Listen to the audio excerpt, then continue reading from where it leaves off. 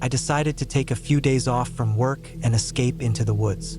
The city had been draining me for months. Traffic, noise, the constant pressure of deadlines, and I wanted nothing more than the silence of the forest.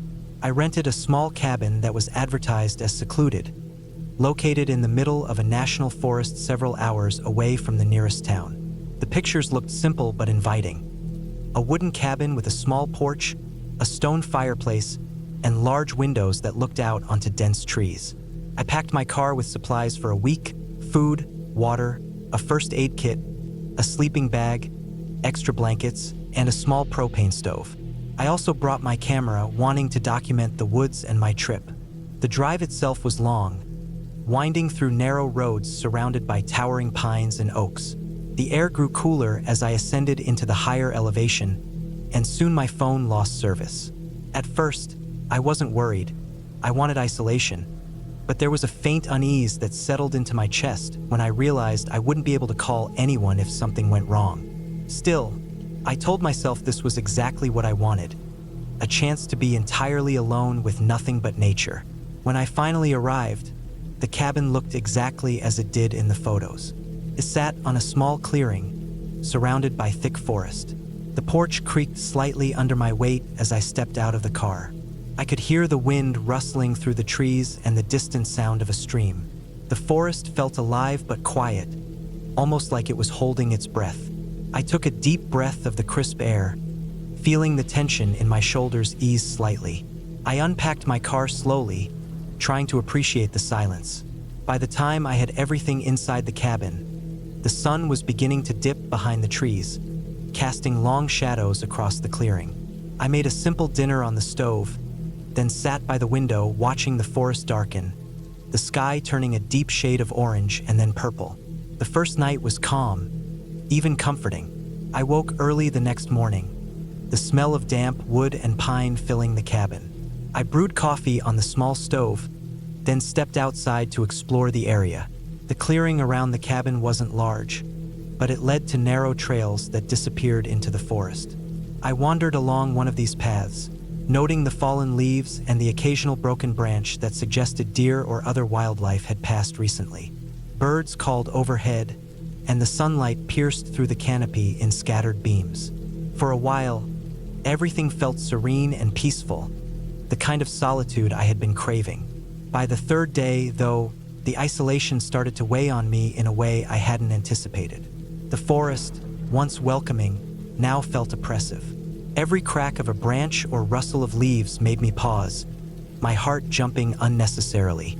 I kept telling myself it was just the wind or animals, but my mind kept creating possibilities, imagining scenarios I would have laughed at in the city.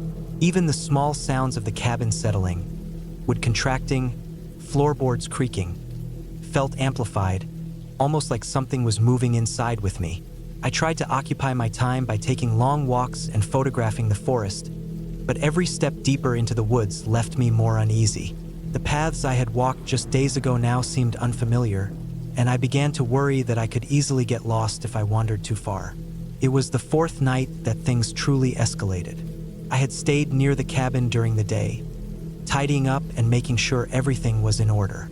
As the sun sank behind the trees, I noticed a faint light flickering between the trunks, far enough away that it shouldn't have been visible, but close enough to make me question my eyes. At first, I thought it was another camper or a small group of hikers, though no one had been in this area according to the rental owner. I felt a chill despite the mild temperature and pulled the curtains closed, trying to convince myself it was a trick of the light. That night, sleep was difficult. Every shadow in the cabin seemed exaggerated, every creak or pop echoing like a warning. I checked my locks multiple times and sat awake for hours, staring at the darkened windows. Eventually, exhaustion claimed me, but my dreams were restless, filled with sounds of movement outside the cabin, branches snapping and leaves crunching under unseen feet. The next morning, I decided to investigate the source of the light. I packed a small bag with water, a flashlight, and my camera, and followed the faint trail into the trees. The forest floor was soft with fallen needles, and the air smelled damp and earthy. As I walked, the trees grew denser, their branches intertwining to block most of the sunlight. The further I went, the more I felt a growing pressure in my chest, an instinctive sense that I shouldn't be there. But curiosity drove me forward, and after about an hour, I found the origin of the light, or what I thought was it. It turned out to be a small mirror, propped against a tree, reflecting the morning sun. There was no sign of anyone nearby. I felt relief, but also a lingering unease. Who would leave a mirror in the forest like that? It made no sense. I took a photo of it and left it where I found it, deciding not to disturb anything further. That night, I double-checked all the locks, secured the windows, and set my flashlight by the door. Around midnight, I was awakened by the sound of footsteps outside. Slow, deliberate, and close. My first reaction was disbelief. Perhaps it was an animal, but the pattern was too steady, too heavy. I lay frozen, listening as the sound circled the cabin, pausing at one point directly outside the door. I could see the faint shadow of someone or something through the thin gap in the curtains. My heart pounded violently as I considered my options. I had no phone service, no immediate help. The nearest road was miles away, and I had left my car visible from the cabin. I stayed completely still, hoping whoever or whatever it was would move on. After what felt like an eternity, the footsteps faded, leaving an oppressive silence. I sat in bed, flashlight in hand, unable to sleep for the rest of the night. The following morning, I considered leaving immediately, but I realized that it might be safer to wait until daylight. The forest felt denser, more threatening, and I didn't want to risk running into anyone in the woods. I gathered my supplies and slowly packed the cabin, moving methodically to make sure I didn't forget anything. As I was loading the car, I noticed fresh footprints in the dirt nearby. They were human boots, size I couldn't precisely determine, but they led away from the cabin toward the forest, then disappeared. Panic rose in my chest. Someone had been here last night, and they had been close enough to see me awake. I took a deep breath, trying to calm myself, and decided to leave immediately. I drove cautiously down the narrow road, constantly scanning the tree line for any sign of movement. For the next hour, every sound in the forest made me tense, and I frequently checked my rearview mirror. By the time I reached the main road, I felt a small sense of relief. The forest receded, and signs of civilization appeared. Houses, cars, and finally a gas station where I stopped to breathe and gather my thoughts. The isolation that had once felt appealing now seemed reckless. I reflected on the events, the strange light, the footsteps, the footprints, and the tension that had gripped me. I realized that solitude in nature can be beautiful, but it also carries risks I had underestimated. From that day on, I made a strict rule: never venture into areas with little to no communication and never ignore my instincts. The experience had been frightening, but it was also an important lesson in caution and respect for the unknown, even when it is entirely natural. Over the next few weeks, I told only a few close friends about the trip. They were curious, asking about the cabin and the forest, but I didn't go into all the details of the fear I had experienced. Writing it down later, I understood that the most terrifying moments were not from ghosts or legends, but from the uncertainty and the realization that I was completely alone with no help if something went wrong. The forest didn't need to be haunted to feel threatening. It was enough that I was vulnerable, isolated, and unprepared for the presence of another human who shouldn't have been there. That trip changed the way I approached nature, solitude, and personal safety. I still appreciate the quiet and the beauty of the woods, but I now do so with heightened awareness, carrying extra communication devices, staying on marked trails, and always trusting the instinctive signals of unease. That cabin in the forest remains a memory that I revisit often, not with the thrill of adventure, but with the sober understanding that nature can be unforgiving when caution is abandoned.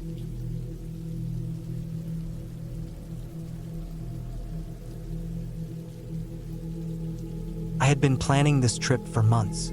The cabin was small, rustic, and isolated, tucked deep in the woods several miles from the nearest road.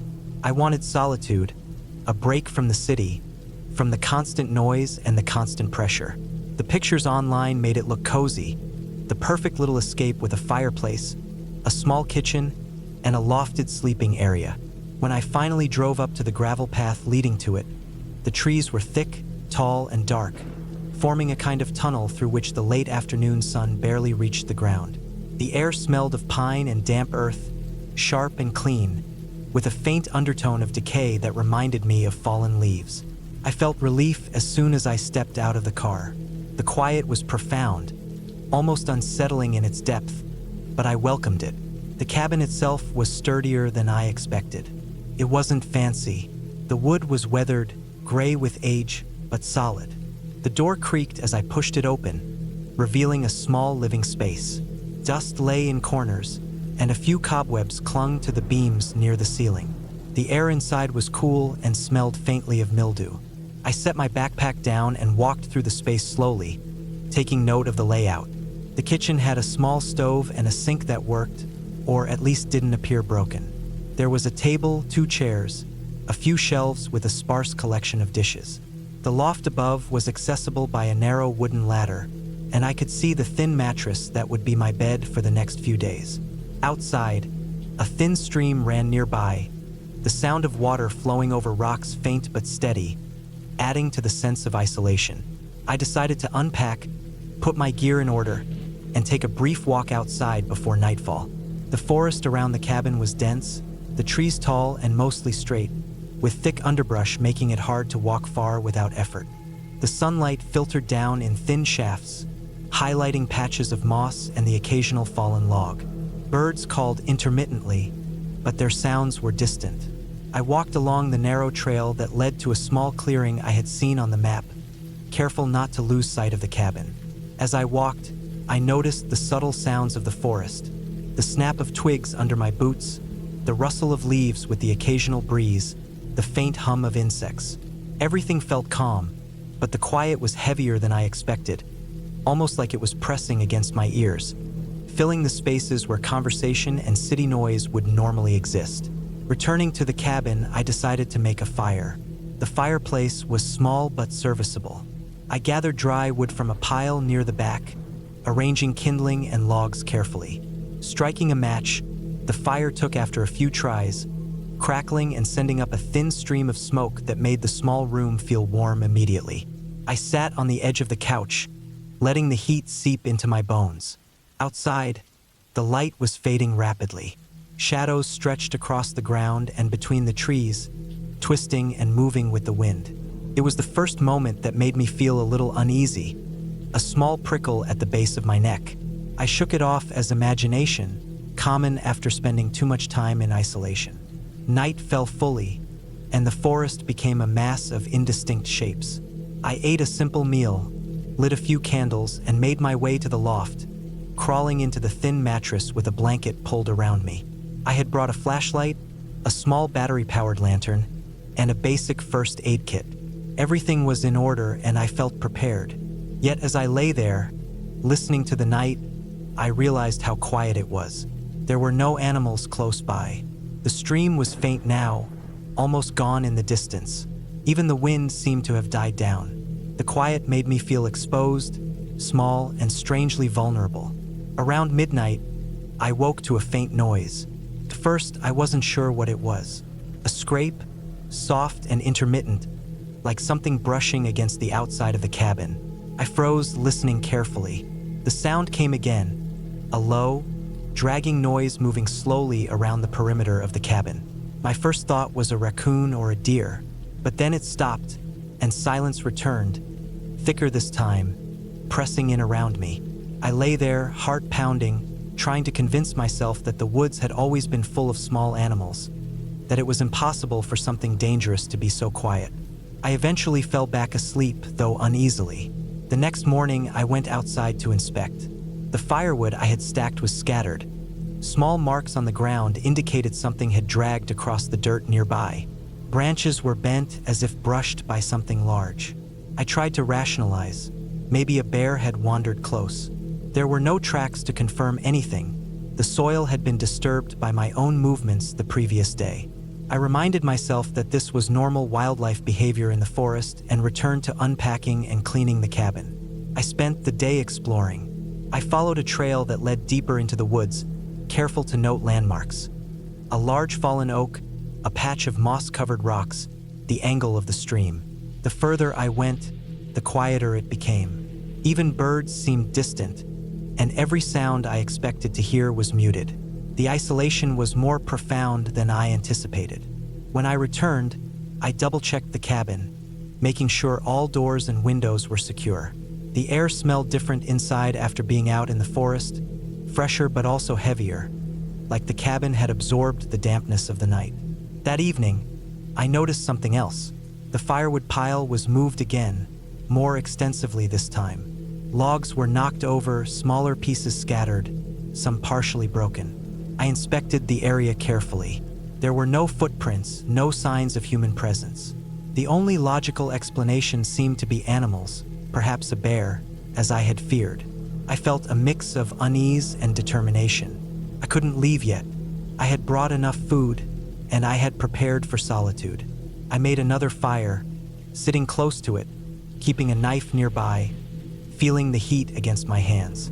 The night was longer, every small noise amplified.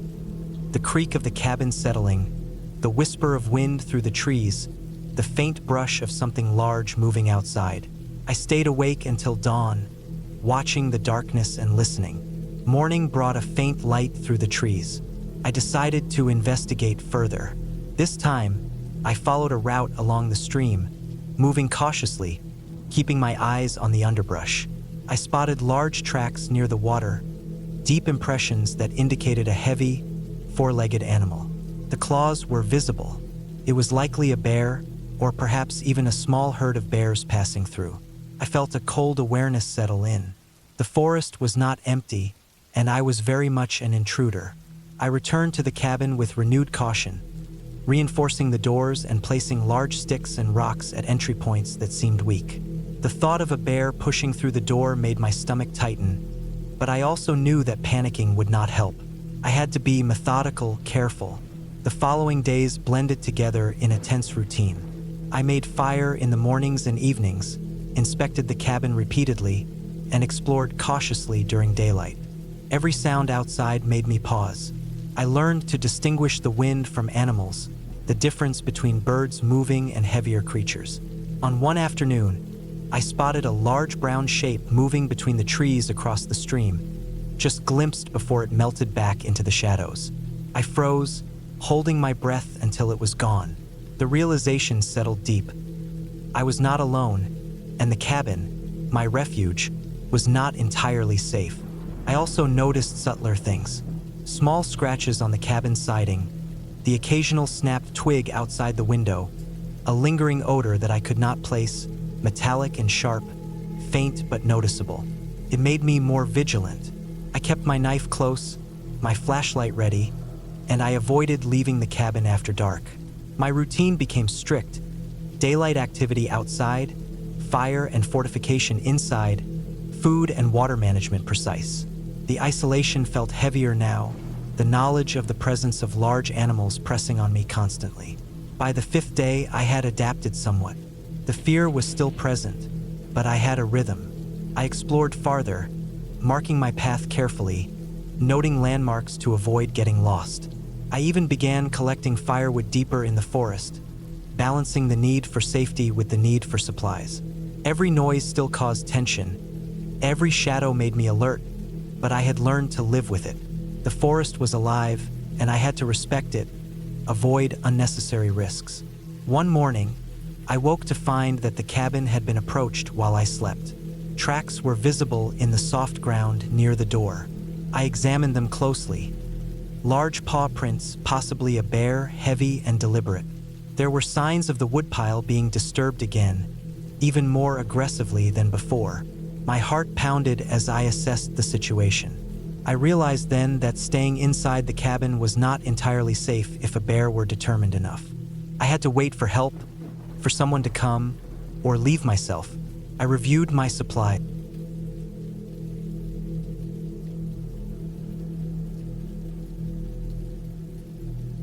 I had been planning the trip for months. The city felt suffocating, and I needed an escape, a place to be completely alone, to hear nothing but the wind through the trees and the occasional sound of a bird or a squirrel. I had discovered a small cabin listed on a website I barely remembered, somewhere deep in the mountains, far from the roads and any sign of people. The description was minimal: an old wooden cabin, electricity from a solar panel, a small stove, a well nearby, and no internet. The pictures were grainy but promising. A single-story cabin surrounded by dense forest, a wooden deck, a small path leading to a creek. No neighbors within sight. I was desperate to be away from everything, and this place seemed perfect. The drive there was long and uneventful at first. I had rented a small SUV because I had read that the last few miles required driving on rough, unpaved roads, and I wanted to avoid scraping my rental car on rocks or potholes. I left early in the morning, before sunrise, and drove through a light fog that clung to the edges of the mountains. The roads were narrow, winding, and often bordered by steep drops, but I drove cautiously, slowing down at every turn. The air smelled cleaner the higher I went, and I could feel the tension in my shoulders begin to ease as I left the city behind. The last mile of the road was a narrow dirt track that dipped sharply and wound between thick pine trees. It was rougher than I had expected, full of loose gravel, hidden roots, and puddles that must have been from a recent rain. At one point, I had to stop to carefully maneuver around a fallen branch that had almost blocked the path completely. The sun had just begun to rise, casting long shadows between the trees, and the forest felt enormous, silent, and empty. I couldn't see a single sign of human life. No animals, no birds, nothing but the occasional rustle of leaves in the wind. My chest tightened, a mix of excitement and nervousness, but I told myself it was normal. When I finally reached the cabin, I was relieved. It was exactly as the pictures had shown, maybe even more isolated. The wooden deck was weathered, and the small porch creaked under my weight as I stepped out. The windows were dusty, and the door had a slight gap at the bottom where the wood had warped over the years. The air smelled of damp earth and old wood, a faint scent of pine mixed with decay. I parked the car as close to the cabin as I could and grabbed my bag, feeling a strange, sharp tension in my chest, the kind of tension that comes when you are completely alone somewhere that feels cut off from the world. Inside, the cabin was small but cozy. The floorboards creaked under my weight as I explored. There was a small kitchen area, a living space with an old sofa, a wooden table, and a stove. In the corner was a pile of firewood, dry and split for easy use. A small wood-burning stove stood near the wall, with a metal chimney leading out through the roof. The cabin smelled faintly of mold and old wood, but it was clean enough. I unpacked my bag and set out the minimal supplies I had brought. Some food, bottled water, a first aid kit, matches, and a lantern with extra fuel. I knew there would be no phone signal for most of my stay. The first day passed quietly. I explored the small clearing around the cabin, took photographs of the creek that ran a few hundred feet away, and even followed a narrow trail that led deeper into the forest, though I didn't go far. I kept thinking about what it would feel like if something went wrong out here, if I slipped or injured myself. It seemed improbable I had hiking experience, but the thought lingered. By evening, I had built a small fire in the stove, the flames warm against the cool mountain air drifting through the windows, and I felt a rare sense of peace. The quiet was immense, almost suffocating, but it was exactly what I wanted. Night came fast. I had never realized how dark it could get away from any city lights. The stars were bright, spread across the sky like scattered diamonds, and the moon cast silvery light on the trees. I could hear the faint gurgle of the creek and the rustling of leaves in the wind. At first, the darkness felt peaceful, but as I lay in the small bed, the quiet pressed in on me. Every sound seemed amplified. The wind brushing against the trees sounded like low whispers. A branch tapping against the window made me jump. I kept telling myself it was nothing, just the wind, just animals. Around midnight, I woke to a sound that made my stomach drop. It was faint at first, like someone walking through dry leaves. I froze, listening. The sound grew closer, deliberate. Not the wind, not an animal. Someone was walking around outside. My first reaction was disbelief. I was sure the cabin was completely isolated, and I had passed no other cars or signs of people for miles. My heart raced, pounding in my chest, and I tried to focus. The sound stopped suddenly, and then I heard a faint scraping against the cabin's side. My mind raced, and I remembered I had brought a small knife in my backpack, but it felt useless against someone determined. I sat completely still, trying to listen. The wind had died down, and the forest was unnervingly quiet. A shadow moved across the deck outside the window. Someone was there. My instinct was to run, but I had no clear path. The car was parked a short distance away, but if I opened the door, I would be exposed. I considered barricading the cabin door with furniture, but there wasn't much to move. The deck railing offered some barrier, but I couldn't be sure it would stop anyone. I remembered the lantern and decided to light it, hoping it would give me a sense of control. As I struck the match and lit the flame, the shadow froze. I could see, for the first time, a faint outline of a person, crouched near the side of the cabin. They weren't moving toward me but watching, waiting. My body trembled, and I held the lantern high. The person didn't retreat, didn't move. My mind raced through possibilities. They could be another hiker, lost and seeking shelter, or they could be something worse. I didn't want to find out. I had to make a decision. I grabbed my backpack, packed the essentials, and slipped quietly to the back door. My plan was to make it to the car and drive down the mountain as quickly as possible. I moved slowly, careful not to make a sound. The person outside shifted, and my heart nearly stopped. I froze behind the door, weighing my options. Then I remembered the creek nearby. If I could make it to the creek and follow it downstream, I might find a safer path, maybe even a road. I slipped out the back quietly, keeping low, moving as silently as I could over the uneven ground. The person didn't follow immediately, and I felt a small surge of hope. I reached the creek and kept to the shadows, moving along the water's edge, careful not to slip into the cold water. My mind was focused entirely on survival. Every snap of a twig underfoot, every rustle of leaves made me tense. I imagined the person from the cabin pursuing me, and I kept moving faster. After what felt like hours, though it was only maybe an hour or so, I saw a faint light ahead. It was subtle, but it was enough to signal human presence. Likely a road or another property.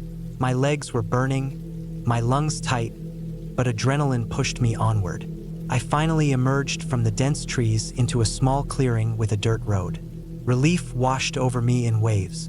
I ran to the road, hoping someone would drive by. I spotted a car in the distance and waved frantically. The driver stopped, shocked at first, but I explained as best I could, pantomiming the fear I had felt. They offered to drive me to the nearest town, and I gratefully accepted. By the time I reached the town, my hands were trembling so badly I could barely hold a cup of water. I called the local authorities and reported the cabin incident. They were concerned but said that isolated cabins often attracted trespassers and that they would check the property. I didn't return to that cabin. Even days later, I couldn't stop thinking about what had happened. The isolation, the fear, the helplessness. I realized how vulnerable I had been, how easily a quiet, beautiful escape could turn dangerous. I learned a lot from that trip, more than I expected. I learned the importance of preparation, not just in terms of supplies, but in thinking through worst-case scenarios. I learned how quickly fear can take over your mind, and how critical it is to trust your instincts when something feels wrong. And I learned that being alone in nature, far from civilization, is a privilege, but one that comes with very real risks. I never returned to that mountain cabin, and I never plan to, but I carry the memory vividly.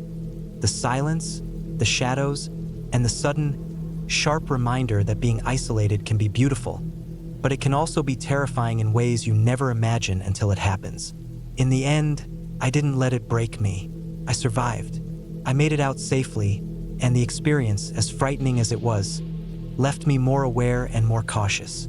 I know now that fear is real, and it is powerful, but preparation and quick thinking can make the difference between life and death. That cabin remains empty, I am sure, and maybe that is best.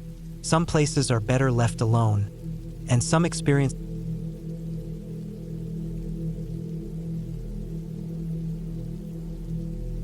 I had been planning this solo cabin trip for months. The idea was simple. Leave the city, go somewhere remote, and just be alone with the woods for a few days. I didn't want anything fancy, just a small cabin far off the beaten path, somewhere I could escape the constant hum of traffic, the endless lights, the noise of other people's lives. When I found the listing online, it seemed perfect. A small wooden cabin nestled on the edge of a dense forest, a couple of miles from the nearest dirt road, far enough from anyone else that I could feel like I owned the place entirely. It had a small porch, a wood stove, a pile of firewood stacked neatly by the side, and a well for water. That was all I needed. I packed my car with supplies: canned food, bottled water, a small first aid kit, extra blankets, a lantern, and enough firewood to last me for a week. I had a map and a compass, though I doubted I'd need them. I had done some hiking before, but nothing as remote as this, and I wanted the security of knowing I could navigate if necessary. The drive there was long, mostly over small country roads that twisted through the forest. The sun was low in the sky when I finally reached the dirt road that led to the cabin. I parked my car at the edge and started the short walk. The air smelled different here, clean, crisp, earthy. The silence was nearly absolute, broken only by the occasional rustle of leaves or a bird's call. I could feel my shoulders relax for the first time in weeks. The cabin appeared suddenly between the trees, its wooden frame weathered but sturdy. A thin column of smoke rose from the chimney. Someone had been there recently, or perhaps the caretaker kept a fire going. I wasn't sure, but I didn't mind.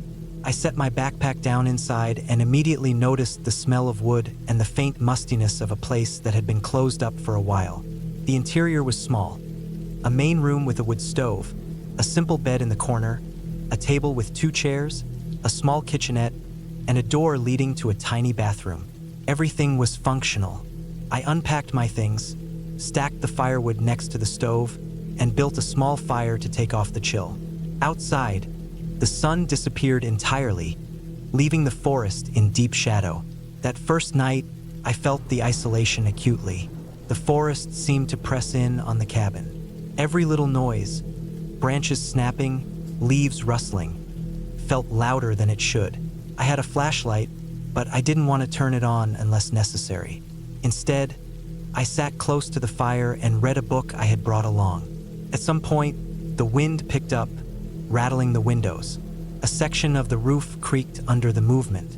I told myself it was normal, just an old cabin settling, but I felt a small, nagging unease anyway. The next morning, I woke early to the sound of birds. The sun had not fully cleared the treetops yet, and everything was a muted green gold. I ate a simple breakfast, then decided to explore the area around the cabin. The forest was thick, and the ground uneven. There were small paths, likely animal tracks, but no clear trails. I wandered for a while, keeping track of landmarks so I could return easily. I passed a small stream and paused to drink some water after filtering it. The air was fresh, the kind of deep, clean air you almost forget exists in a city. I felt alive, almost euphoric in my solitude. As the day progressed, I collected more firewood and stacked it near the cabin. That evening, I built a larger fire, enough to last the night, and cooked a simple meal. I felt a deep sense of satisfaction in doing things myself, gathering wood, tending a fire, preparing my own food. The cabin seemed to absorb the light, shadows stretching across the walls, flickering with the flames. Outside, the wind picked up again, stronger than before.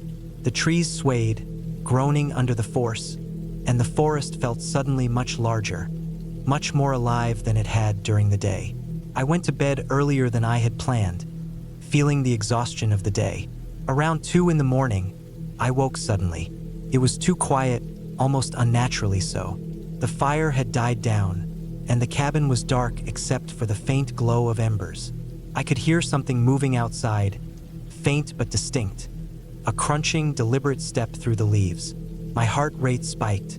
I reminded myself that I was in the middle of a forest, and animals made noise at night all the time, but these steps didn't sound like deer or raccoons. They were heavier, closer. I lay still, straining to hear more. The steps circled the cabin, slow, careful. The wind rustled the trees, but the movement didn't stop. I thought about animals, but nothing I knew made that sound, too heavy, too methodical. I stayed still for what felt like hours, though it was likely closer to half an hour. Eventually, the steps receded. I could hear the wind, the occasional snapping of branches, but the feeling of being watched lingered. Sleep was impossible after that.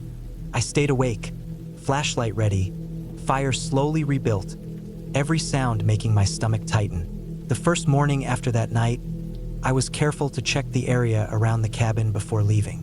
The ground near the windows had small footprints, too large for any animal I knew, and strangely human-shaped, though not entirely clear.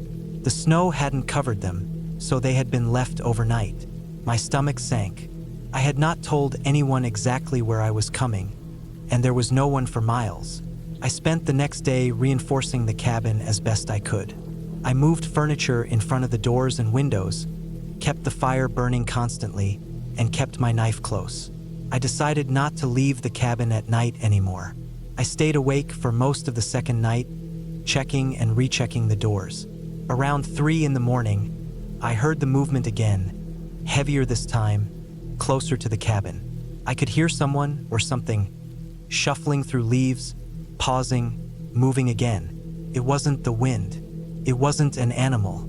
Fear gripped me fully for the first time. I stayed in the shadows near the stove, gripping the knife, listening. After what felt like an eternity, the noise stopped. Daylight couldn't come soon enough. Morning finally arrived, gray and misty. I cautiously looked outside. Footprints had appeared all around the cabin, approaching from different directions, circling near the edges. Whoever had been there had been outside all night, I realized, watching me. My first instinct was to leave, but the forest was vast, and I didn't know the terrain well enough to navigate quickly. Panic and rational thinking battled each other, and I finally decided that I had to move towards safety in daylight. I packed essential things: food, water, first aid kit, knife, fire starter, and prepared to leave. As I walked back toward the dirt road, I kept my eyes on the trees. Every shadow seemed to move. I didn't look behind me, I didn't stop, and I didn't allow myself to think beyond the immediate steps I was taking. After nearly an hour of tense walking, I reached my car. I didn't care about the cabin anymore. I loaded my supplies hastily and started the engine. As I drove, I constantly scanned the tree-line, half expecting to see someone following. But the forest appeared empty. By the time I reached the nearest main road, the adrenaline finally ebbed. I drove straight to the nearest gas station, called a friend, and told them where I was, asking them to come pick me up. The sense of relief when I saw their car was overwhelming. I didn't go back to that cabin for years. Eventually, I learned that someone had been living illegally in that section of the forest, using abandoned cabins for shelter. They were cautious and dangerous, but they hadn't intended direct harm as far as I could tell. Still, I never forgot the terror of those nights. The sound of someone moving outside in the dark, watching, waiting, the isolation pressing in from all sides. I had survived, I had escaped, and I had learned to respect the silence of a forest when you are alone. From that point on, I made a rule: no more solo trips to remote cabins. If I wanted solitude, I would stay somewhere accessible, where help was never more than a few minutes away. The experience left me hyper-aware of the world around me, cautious in ways I had never been before, but also strangely grateful. Surviving that experience reminded me how fragile life can be in the wilderness, and how quickly a quiet escape can turn into a nightmare if you underestimate what is out there.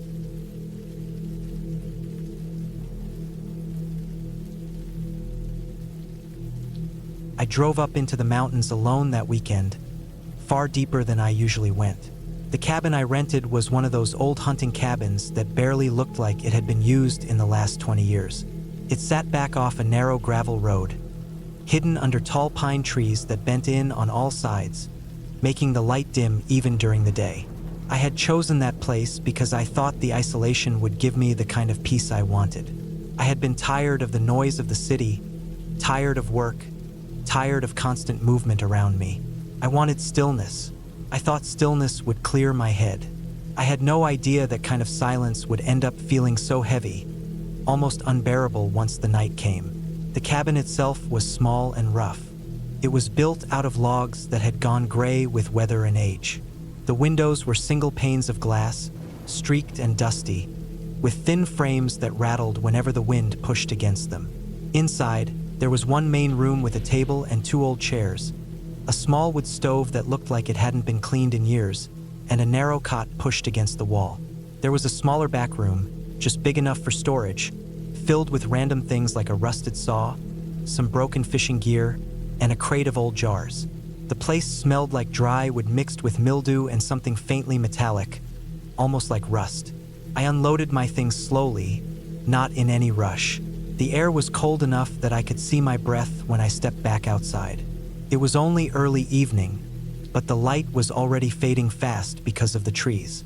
The gravel road I came in on wound up and away, disappearing into dark woods in both directions. I had no neighbors anywhere close. There were no power lines. I had no phone service either. The cabin had no electricity. I had brought a lantern, a flashlight, and enough food to last the weekend. That felt like enough when I had planned the trip. First, it was calm. I sat at the table, lit the lantern, and ate some of the food I brought. The silence was deep, but not completely empty. I could hear wind in the trees, branches creaking, and now and then a far-off snap of wood. It sounded like something moving, but it was probably just deer or the woods shifting. I kept telling myself that. Still, I couldn't shake the feeling that the forest pressed in closer here than anywhere else I had been before. It felt heavy, like the trees were leaning down on top of me. That first night, I didn't sleep much. I lay on the cot listening to the stove crackle as the wood burned down. Every time the fire popped, it startled me awake. When the wood burned too low, I had to get up, put more in, and try to settle again. But it wasn't just the fire. Outside, I kept hearing faint noises. Sometimes it was the crunch of something stepping on dry leaves. Sometimes it was quick, almost like a shuffle. Other times it was longer, steady movement. I told myself it was animals. I knew there were bears in those woods. There were also coyotes, maybe mountain lions. But hearing something out there while I lay in the dark, with nothing between me and it except thin wood walls, made me feel vulnerable in a way I wasn't ready for. By morning, I was exhausted but relieved when daylight pushed its way back in. The forest looked less threatening in the sun. The cabin didn't feel as small or fragile. I cooked some eggs on a small camp stove I brought and tried to shake off the unease of the night. I went for a short walk up the gravel road, keeping track of my steps so I wouldn't get lost. The trees looked endless.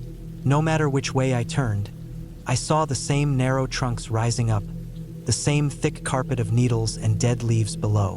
When I stopped walking, I noticed how quickly the silence closed in, broken only by the faint call of a bird or the occasional rustle high up in the branches. Back at the cabin, I tried to relax. I spent most of the day reading, writing in a notebook, and watching the light move across the small window. I told myself the first night was just nerves, that I would settle in. But as the sun lowered again, I felt the same tightness in my chest I had the night before. I didn't want the dark to come. That second night, the noises outside were louder. The crunch of steps sounded closer, more deliberate. I could hear weight in them, something heavy enough to make the ground sound like it shifted with each step. I held the flashlight in my hand for hours, aiming it at the door every time I thought I heard movement close by. Once, I swore I heard a dragging sound, something scraping slowly over the ground just beyond the walls. The air inside the cabin felt stiff and close, as if the walls weren't enough to keep what was outside from pressing in. I barely slept. My head kept jerking up, my ears straining at every faint sound. When I finally drifted off, it was only for minutes at a time. My dreams mixed with the real noises until I couldn't separate them. When daylight came again, I felt raw, like I had barely rested at all. That morning, I walked around the cabin carefully, scanning the ground. I didn't expect to find anything, but I did. The dirt and pine needles behind the cabin were disturbed, pressed down like something large had stood there. The prints weren't clear, but I could make out the rough shape of heavy boots in the soil. That froze me in place. These weren't animal tracks. They looked human, and they hadn't been there the day before. I felt my throat tighten as I crouched to look closer. There were at least 3 separate marks. One looked fresh, the edges of the soil still damp, not yet dried out. Someone had walked right up to the back of the cabin while I was inside. Maybe while I was asleep. The thought made my skin crawl. I went back in and locked the door even though the lock was barely more than a thin metal latch. It wouldn't stop anyone who wanted to get in. The windows would be even easier. Suddenly, I felt exposed. I realized I had no way of calling for help. No phone, no neighbors. The gravel road was miles from the nearest town. If someone was out there watching me, I had no real way to defend myself. That entire day, I couldn't focus on anything. I sat at the table, then paced the room, then stepped outside only to come back in a minute later. Every sound in the forest seemed sharper. Every gust of wind through the trees made me flinch. My mind kept circling back to the footprints. Why would someone come here? There was nothing around, just forest, endless and empty. That night was the worst. When it got dark, the noises started earlier than before. First, it was the soft crunch of steps again, circling wider around the cabin. Then there were long pauses where I heard nothing, which was somehow worse, because I kept waiting for the sound to return. At one point, I heard something brush against the wall, just a soft drag like a hand or a branch sliding over the logs. The hair on the back of my neck stood straight up. Later, I heard the sound of metal, a faint clink like something being shifted or tapped outside. I held my breath, my flashlight aimed at the door, waiting for it to open. It never did, but the sound kept coming back in short bursts, moving around the cabin. At some point deep in the night, I realized the noises weren't just random. Whoever was out there was testing me, testing the cabin, walking around it, pressing close, making sure I knew they were there. I sat frozen on the cot, my hands shaking so bad I could barely hold the flashlight. I thought about running out, making for the road, but the thought of stepping into the trees with whoever was out there waiting made me even more terrified. The night dragged on forever. I must have dozed off at some point, because I woke to the faint gray of dawn seeping through the window. My heart was still racing, my throat dry. When I stepped outside, I saw more footprints. Clearer this time, they circled the cabin in a slow loop. Some came right up to the door. Others stopped below the window by the cot. Someone had been standing inches from where I was lying, just a thin pane of glass between us. That was enough. I packed my things as fast as I could, my hands fumbling. I stuffed everything back into the bag without care. I didn't even eat breakfast. My only thought was leaving before night came again.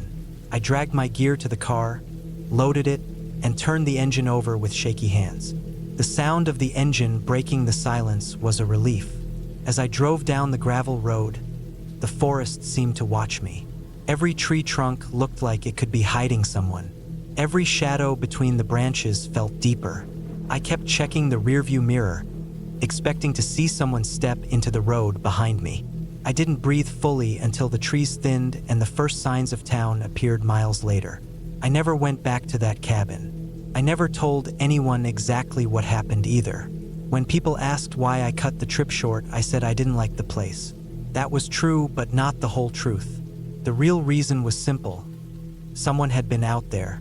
Someone had walked around that cabin while I was inside, night after night, just watching. And I would never know who they were or what they wanted. But I knew one thing for certain. If I had stayed another night, they would have done more than just watch.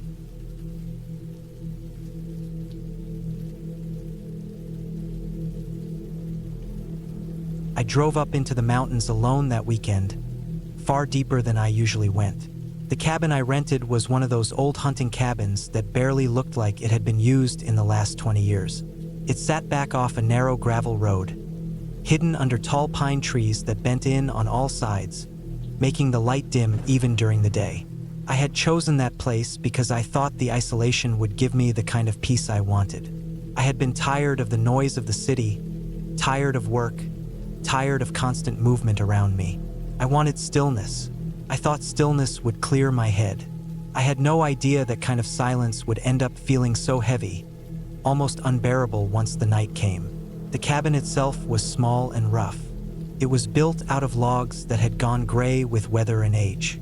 The windows were single panes of glass, streaked and dusty, with thin frames that rattled whenever the wind pushed against them. Inside, there was one main room with a table and 2 old chairs, a small wood stove that looked like it hadn't been cleaned in years, and a narrow cot pushed against the wall. There was a smaller back room, just big enough for storage, filled with random things like a rusted saw, some broken fishing gear, and a crate of old jars. The place smelled like dry wood mixed with mildew and something faintly metallic, almost like rust. I unloaded my things slowly, not in any rush. The air was cold enough that I could see my breath when I stepped back outside. It was only early evening, but the light was already fading fast because of the trees. The gravel road I came in on wound up and away, disappearing into dark woods in both directions. I had no neighbors anywhere close. There were no power lines. I had no phone service either. The cabin had no electricity. I had brought a lantern, a flashlight, and enough food to last the weekend. That felt like enough when I had planned the trip. First, it was calm. I sat at the table, lit the lantern, and ate some of the food I brought. The silence was deep, but not completely empty. I could hear wind in the trees, branches creaking, and now and then a far-off snap of wood. It sounded like something moving, but it was probably just deer or the woods shifting. I kept telling myself that. Still, I couldn't shake the feeling that the forest pressed in closer here than anywhere else I had been before. It felt heavy, like the trees were leaning down on top of me. That first night, I didn't sleep much. I lay on the cot listening to the stove crackle as the wood burned down. Every time the fire popped, it startled me awake. When the wood burned too low, I had to get up, put more in, and try to settle again. But it wasn't just the fire. Outside, I kept hearing faint noises. Sometimes it was the crunch of something stepping on dry leaves. Sometimes it was quick, almost like a shuffle. Other times it was longer, steady movement.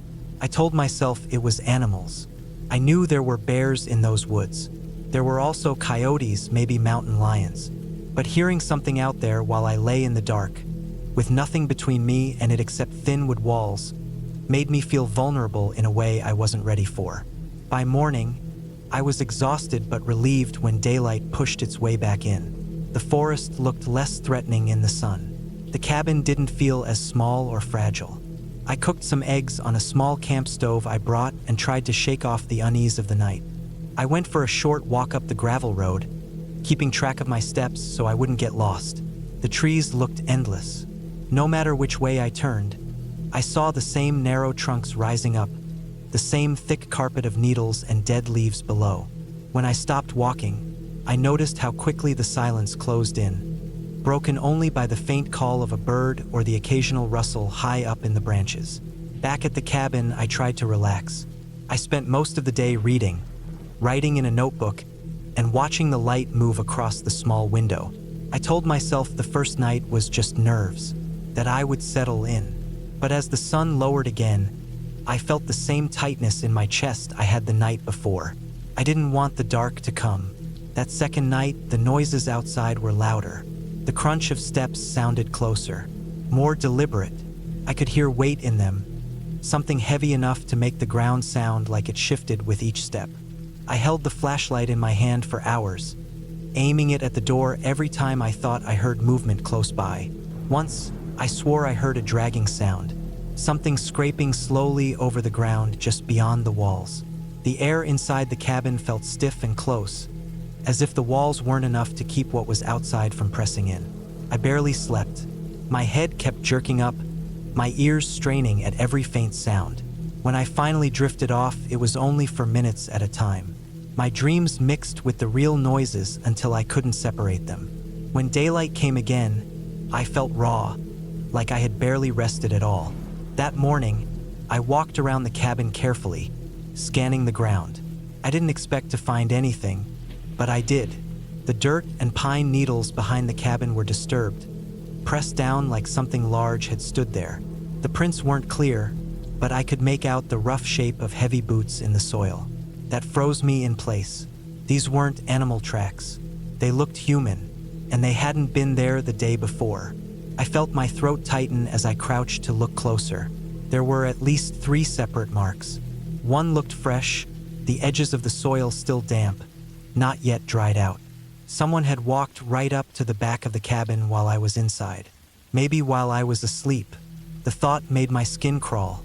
I went back in and locked the door even though the lock was barely more than a thin metal latch. It wouldn't stop anyone who wanted to get in. The windows would be even easier. Suddenly, I felt exposed. I realized I had no way of calling for help. No phone, no neighbors. The gravel road was miles from the nearest town. If someone was out there watching me, I had no real way to defend myself. That entire day, I couldn't focus on anything. I sat at the table, then paced the room, then stepped outside only to come back in a minute later. Every sound in the forest seemed sharper. Every gust of wind through the trees made me flinch. My mind kept circling back to the footprints. Why would someone come here? There was nothing around, just forest, endless and empty. That night was the worst. When it got dark, the noises started earlier than before. First, it was the soft crunch of steps again, circling wider around the cabin. Then there were long pauses where I heard nothing, which was somehow worse, because I kept waiting for the sound to return. At one point, I heard something brush against the wall, just a soft drag like a hand or a branch sliding over the logs. The hair on the back of my neck stood straight up. Later, I heard the sound of metal, a faint clink like something being shifted or tapped outside. I held my breath, my flashlight aimed at the door, waiting for it to open. It never did, but the sound kept coming back in short bursts, moving around the cabin. At some point deep in the night, I realized the noises weren't just random. Whoever was out there was testing me, testing the cabin, walking around it, pressing close, making sure I knew they were there. I sat frozen on the cot, my hands shaking so bad I could barely hold the flashlight. I thought about running out, making for the road, but the thought of stepping into the trees with whoever was out there waiting made me even more terrified. The night dragged on forever. I must have dozed off at some point, because I woke to the faint gray of dawn seeping through the window. My heart was still racing, my throat dry. When I stepped outside, I saw more footprints. Clearer this time, they circled the cabin in a slow loop. Some came right up to the door. Others stopped below the window by the cot. Someone had been standing inches from where I was lying, just a thin pane of glass between us. That was enough. I packed my things as fast as I could, my hands fumbling. I stuffed everything back into the bag without care. I didn't even eat breakfast. My only thought was leaving before night came again. I dragged my gear to the car, loaded it, and turned the engine over with shaky hands. The sound of the engine breaking the silence was a relief. As I drove down the gravel road, the forest seemed to watch me. Every tree trunk looked like it could be hiding someone. Every shadow between the branches felt deeper. I kept checking the rearview mirror, expecting to see someone step into the road behind me. I didn't breathe fully until the trees thinned and the first signs of town appeared miles later. I never went back to that cabin. I never told anyone exactly what happened either.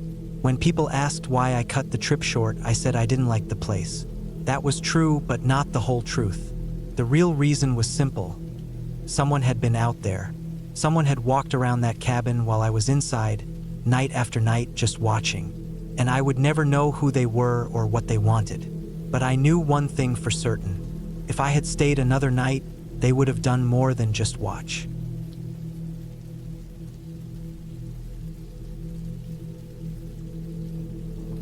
I had planned the trip for months. After weeks of thinking, researching, and obsessing over maps, I finally decided on a small, isolated cabin in the woods, about 4 hours away from the nearest town. I wanted solitude, a break from everything, time to think and just be away from all the noise, people, and responsibilities that seemed to follow me everywhere.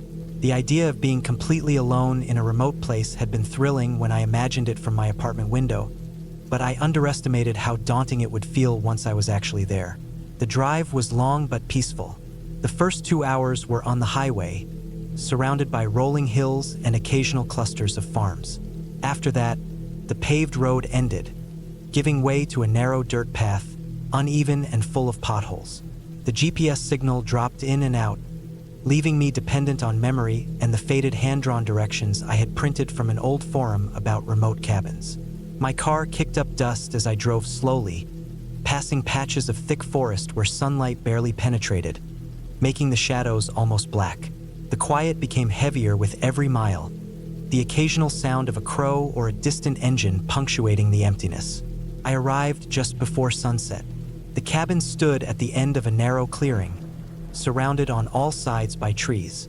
It was old but solid, a single-story log structure with a pitched roof, a chimney that hinted it had once seen fire, and a small porch where weeds had overtaken the steps. The windows were dirty, reflecting the golden light of the fading sun. I parked and stepped out. The air smelled of damp leaves, pine, and a faint, earthy rot that seemed to cling to the forest floor. The quiet was so complete I could hear my own breathing. I unloaded my things, carrying only what I needed: a small duffel bag, a backpack with food, water, a flashlight, matches, a first aid kit, and a notebook. I opened the cabin door and immediately smelled the stale scent of old wood, dust, and mildew. The floor creaked under my weight. Inside, the space was simple: a main room with a small wood stove, a table with 2 chairs, a tiny kitchenette, and a bedroom off to the side. The furniture was sparse and aged, the wood scratched and rough. There were no curtains, just dirty panes that made the fading light seem dimmer. The walls were lined with shelves holding remnants of someone else's life: an old cookbook, a few chipped mugs, a rusted lantern. I set my things down and opened the windows to let in fresh air, feeling a brief sense of relief as the breeze moved through the cabin. I thought about lighting the stove, but the stack of firewood outside looked damp from the recent rain. I would figure that out later. For now, I just wanted to sit and watch the sun go down. The first night was quiet but uneasy.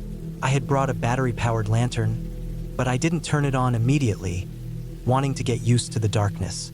The wind whispered through the trees, brushing branches against the cabin walls, tapping at the windows. Every sound was amplified. An owl hooted somewhere in the distance, and the occasional snap of a twig made me flinch. I kept reminding myself I was alone by choice, that this was normal, but my stomach felt tight with a tension I couldn't shake. I ended up sitting on the floor near the stove, notebook in hand, writing down everything I had seen and felt since arriving.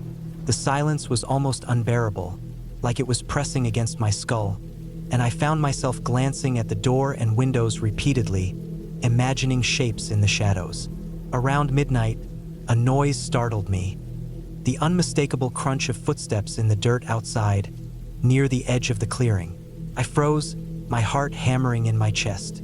The sound was deliberate, measured, slow, like someone was pacing. I strained my ears, listening for more, but it faded, replaced by the wind in the trees. I told myself it was probably an animal, a deer or a raccoon, though the timing and the pattern didn't feel right. I grabbed the flashlight and clicked it on, shining it toward the darkness outside, but the beam only reflected the shadows of trees and undergrowth. Nothing moved. I stayed awake for hours after that, alert to every sound, imagining possibilities I couldn't even say aloud. Morning brought a small comfort, the light of day making the forest seem less threatening. I walked around the cabin, taking in the surroundings more carefully. The clearing was small, maybe 30 meters across, surrounded by dense woods on all sides. The trees were thick and tall, mostly oaks and pines, with undergrowth so heavy that visibility dropped to a few meters beyond the edge of the clearing. The air smelled fresh, earthy, and damp after overnight rain. I found the source of the previous night's noise: a series of footprints in the soft dirt, distinct and human-sized. My stomach dropped. The tracks were new, and they hadn't come from a path or road. They led from the treeline directly toward the cabin, then stopped near the porch, as if someone had been standing there, watching. I felt a cold dread I couldn't shake. There was no one in sight now, and the tracks seemed to vanish into the underbrush. But the thought that someone had been near my cabin overnight filled me with a tension that was hard to ignore. I told myself to stay calm, that maybe a hunter or a hiker had passed by, but even as I said it, the idea felt hollow. I spent the day exploring the perimeter cautiously. There were no signs of a road nearby, and no other cabins, just forest stretching in every direction. I stocked water from my car and collected firewood, careful to keep my phone on hand, though I had little signal. As evening approached, the unease returned. I kept checking the windows, doors, and shadows, hyper-aware of every movement. The forest seemed alive in a way it hadn't during the day. Small noises, branches snapping, leaves rustling, set my nerves on edge. I tried to keep busy by organizing supplies, cleaning the cabin, and writing in my notebook, but the sense of being watched lingered. Nightfall came again, darker this time. The moon was hidden by clouds, and the darkness pressed in like a heavy blanket. I lit a candle, then another, placing them on the table and near the bed, hoping the small circles of light would make the shadows less oppressive. But the sensation of eyes in the dark only intensified. Hours passed, and the wind shifted. A faint sound, almost like the scraping of a boot on dirt, came from the treeline. I grabbed a baseball bat I had brought, holding it close. The sound stopped and started again, intermittent, closer this time. I moved toward the door slowly, peeking outside through a narrow gap in the wooden frame. Nothing. I stepped onto the porch, shining my flashlight outward. The beam cut through the dark, revealing only trees, the edge of the clearing, and nothing else. Still, my stomach churned. My mind raced through worst-case scenarios. I realized the safety I had felt earlier in the day was gone. The night stretched interminably. I didn't sleep, instead pacing the cabin, checking doors and windows every few minutes. At some point, I heard another noise, heavier this time, like someone had kicked a small rock near the porch. My pulse skyrocketed. I crouched near the window, shining the flashlight outward, searching the blackness. Then, faintly, I noticed movement in the distance beyond the trees. A figure? My hands shook, but the forest was so dense it was impossible to be sure. I considered leaving, driving back along the dirt road, but the thought of moving in the dark through unknown terrain made my fear multiply. I decided to wait for daylight, hoping that whatever it was would retreat. When the first light broke, I was exhausted, trembling, and nauseous. The sun cut through the trees in pale streaks, illuminating the clearing. I went outside immediately. The footprints from the previous night were still visible in the damp earth, deeper now in some places, as if someone had come closer during the night. I followed the trail back toward the forest carefully, but it faded quickly into undergrowth. My heart was still racing, but seeing the forest in daylight brought some relief. I searched the surrounding area for any signs of anyone camping, leaving behind supplies or anything unusual, but I found nothing. No tent, no trash, no footprints besides the ones from last night. It was as if someone had been there briefly and vanished. For the next 2 days, I stayed alert. I kept a fire ready, kept my phone charged, and stayed near windows, scanning the forest constantly. The tension was relentless. Every wind gust, every bird call, every branch snapping under some unseen weight made me jump. I found more footprints that weren't mine, leading close to the cabin at odd hours, though still no one was ever visible. I realized I had underestimated how exposed and vulnerable the cabin really was, even though it had seemed secure when I first arrived. I started to question why someone would be so interested in this isolated spot. I thought about hunters, hikers, maybe someone looking for a place to hide, but none of it explained the constant presence I felt. I couldn't ignore the creeping dread anymore. On the fourth night, I decided to prepare for the worst.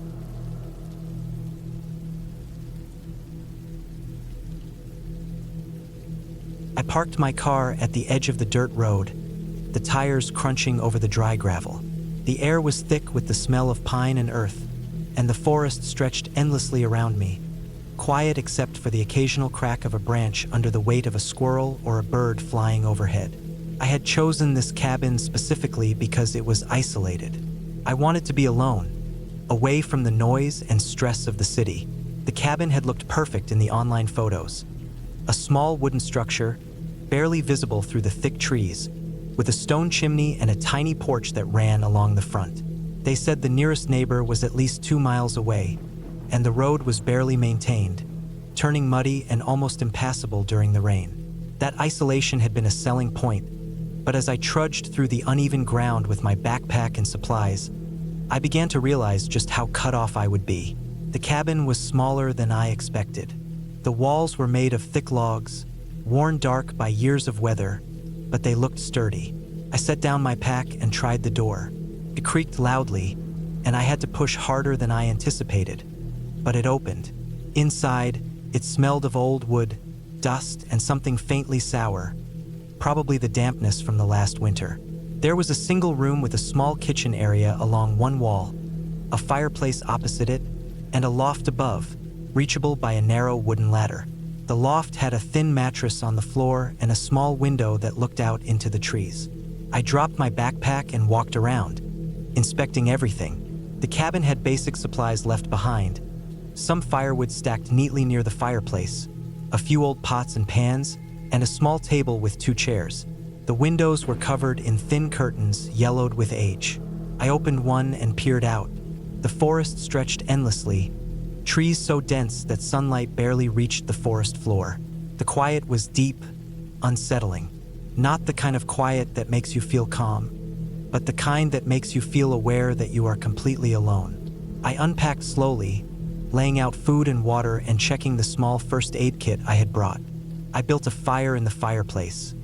It was surprisingly difficult because the wood was damp and smoked heavily, but eventually I managed to get a small flame going. The warmth of the fire made me feel slightly safer, though the cabin still felt strange in its isolation. As night fell, shadows from the fire danced along the walls. I could hear the forest outside, subtle movements, branches scraping against each other, the distant crack of something large moving through the underbrush. I tried to distract myself by reading a book I had brought, but the sounds outside kept pulling my attention away. Every small noise, the scratching of bark, a twig breaking, leaves rustling, made me tense. I kept thinking about what might be out there.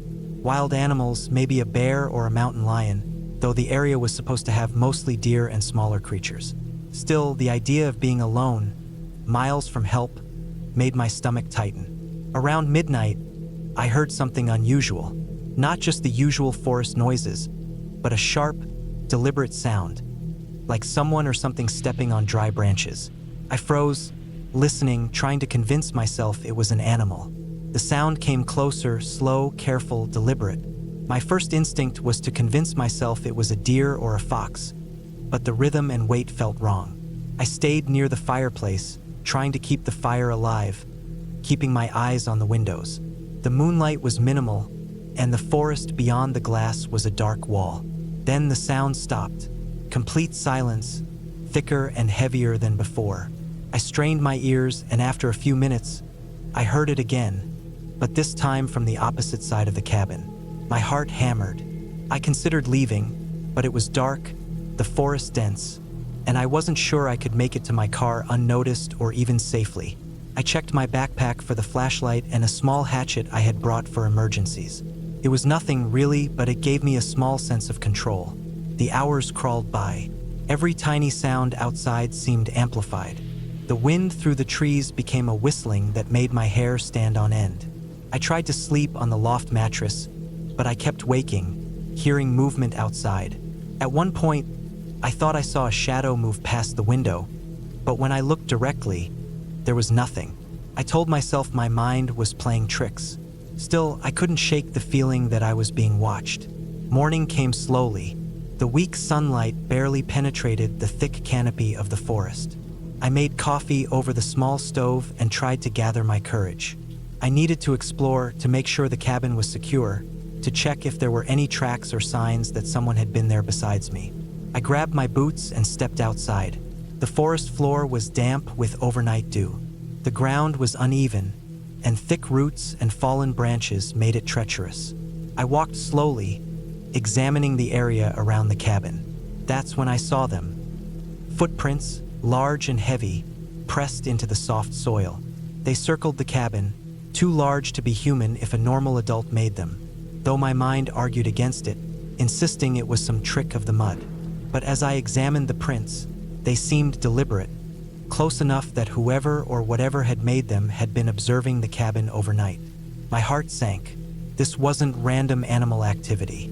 The prints suggested a creature with a weight and size disproportionate to any deer or bear I had ever seen in pictures. The shape was odd too, almost human, but not quite. Panic began to build. I went back inside, locked the door, and checked the windows. The hatchet felt heavier in my hand. I couldn't call anyone. My phone had no signal, and even if I did manage to get service, the nearest help was miles away. I was alone, trapped, and the forest seemed to close in around me. I stayed near the fireplace all day, watching, listening, and trying to plan. By evening, the prints had disappeared. Maybe whoever or whatever had been watching had moved on. Maybe it was gone entirely. But I couldn't convince myself. The forest seemed different, quieter in a way that made my skin crawl. I barely slept that night, keeping the fire burning low and my hatchet within reach. Every sound was a potential threat. The wind through the trees, the flapping of a bird, even the creaking of the cabin as it settled, made me jump. The next morning, I decided I had to leave. I packed my things carefully, making as little noise as possible. I stepped outside, scanning the forest before moving. I wanted to retrace my steps to the car, but the path I had come in on was overgrown, barely visible. I walked cautiously, eyes darting in every direction, listening for the slightest sound. The forest seemed alive, the shadows thicker than they should have been, as if they were hiding something. About halfway to the car, I saw it. A figure, crouched low, partially obscured by trees, watching me. I froze, my stomach dropping. The figure wasn't moving fast, just observing, its posture deliberate. I didn't wait to see more. I sprinted the rest of the way to the car, stumbling over roots and rocks, my lungs burning. I threw my backpack inside, jumped into the driver's seat, and started the engine. The figure didn't follow. I drove quickly, keeping my eyes on the road, but the forest seemed endless. Once I reached the main dirt road, the trees thinned, and sunlight broke through. I drove without stopping until I reached a small town. My hands were shaking so badly I could barely hold the steering wheel. I parked at a gas station and sat there, trying to calm down, taking deep breaths and drinking water. Eventually, I called a friend to come get me. I didn't tell them everything, just that the cabin felt unsafe and I needed to get out. When I finally returned home, the experience left a lingering sense of unease. I researched the area, looking for any reports of similar sightings. There was nothing concrete, just a few vague mentions of large animals behaving oddly, disappearing without a trace. No one could explain the footprints, the figure I had seen, or the sense of being watched. I never returned to that cabin. The memory of it stayed with me for years. The oppressive silence, the feeling of being trapped, the large prints circling the cabin, the figure crouched among the trees. Every time I walked in the forest afterward, I checked my surroundings more carefully, constantly aware that something unknown could be watching. Over time, I came to accept that some experiences in life are unexplainable. I had been alone, in a remote place, confronted with something I couldn't identify, but I survived. I realized that my preparation, the backpack, the flashlight, the hatchet, the firewood, had kept me safe. That cabin taught me caution, awareness, and respect for isolation. It was terrifying, yes, but it also gave me a sense of strength. I had faced something unknown, and I had managed to get out alive. Years later, I still think about that cabin whenever I drive past a forested area or see an isolated cabin on a road. The fear never completely leaves, but neither does the knowledge that I can survive even when the situation is more frightening than I ever imagined. That experience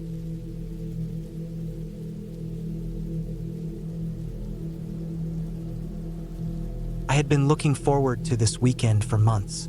My life had become a steady rhythm of work, sleep, and the occasional weekend outing that never seemed to be enough. When I first saw the cabin online, it felt like the answer to all of it. It was old, secluded, and tucked into the woods beside a small, almost forgotten lake. The pictures showed a small, square wooden structure with a stone chimney, surrounded by tall pine trees, their branches heavy with the weight of early autumn. The lake was calm, reflecting the sky with the kind of perfection that made you forget everything else. I didn't know why I was drawn to it so intensely, but I booked it immediately, imagining a weekend of complete solitude, far from the noise of the city.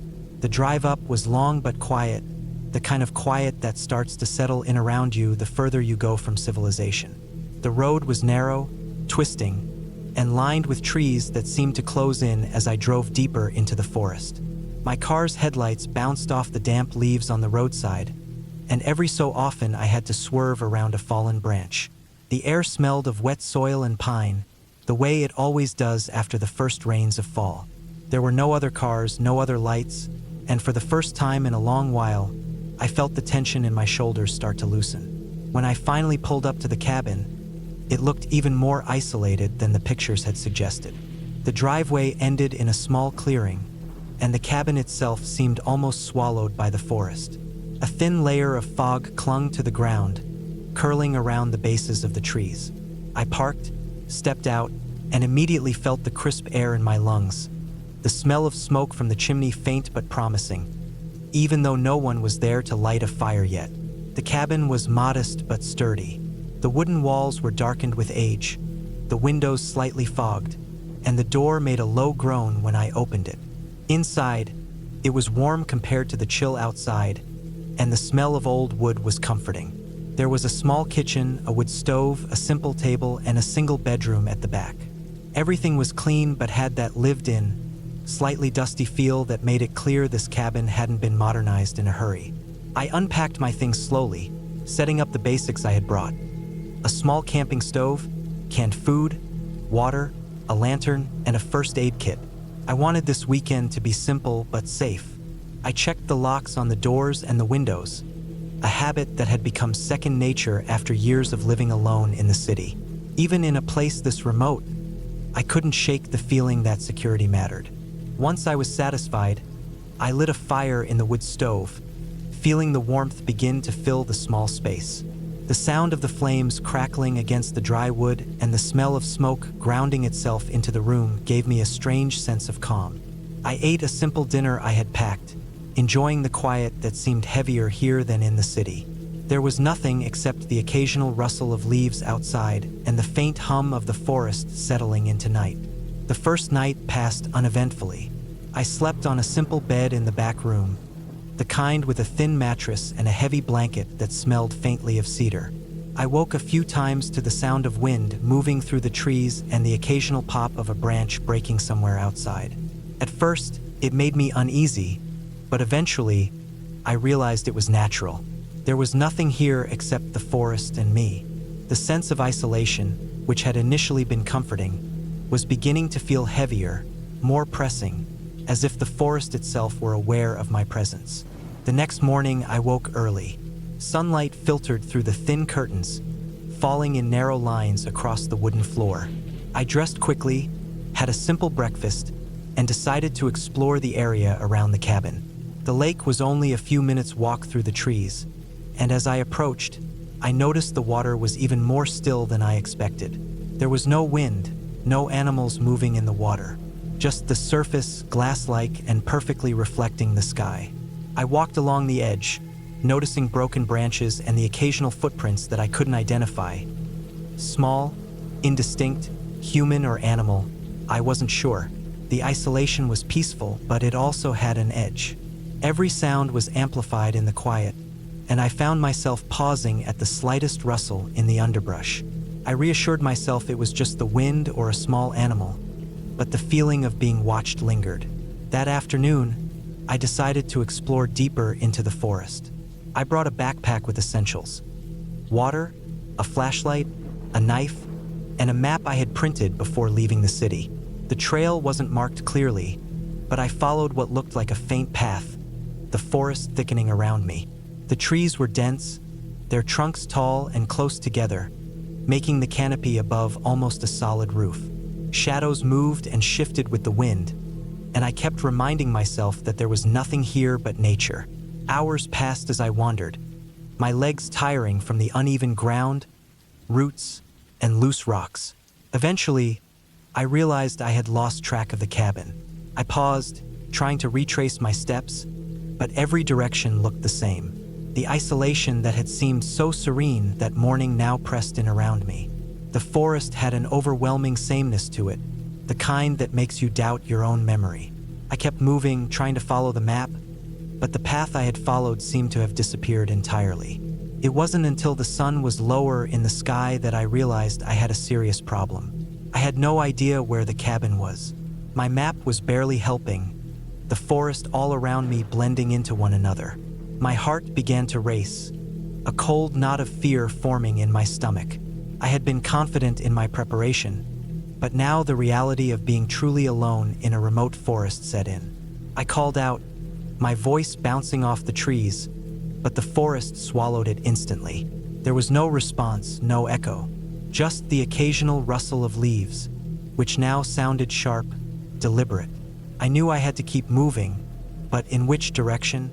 I tried to retrace my steps, but the forest offered no landmarks. The trees all looked the same, the moss-covered rocks and fallen logs indistinguishable from one another. As the sun dipped below the horizon, the forest darkened in an almost physical way. Shadows lengthened and merged, and I realized I would have to spend the night out here if I didn't find the cabin soon.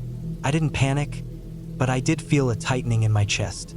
I gathered fallen branches and tried to make a small fire, the smoke rising in a thin column that disappeared almost instantly into the dark canopy.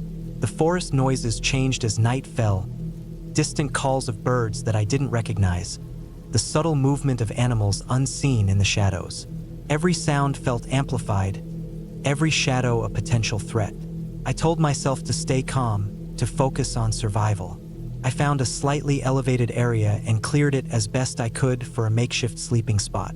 I kept my knife close, my backpack under my head, and tried to rest, knowing that movement in the dark forest was dangerous. Morning brought a new challenge. I woke to frost forming on the leaves and my clothes damp with dew. The fire I had made had burned out during the night, leaving me cold. I took stock. I had water, a few snacks, and my knife. I decided that I couldn't wait any longer. I needed to find the cabin or a road that would lead me to safety.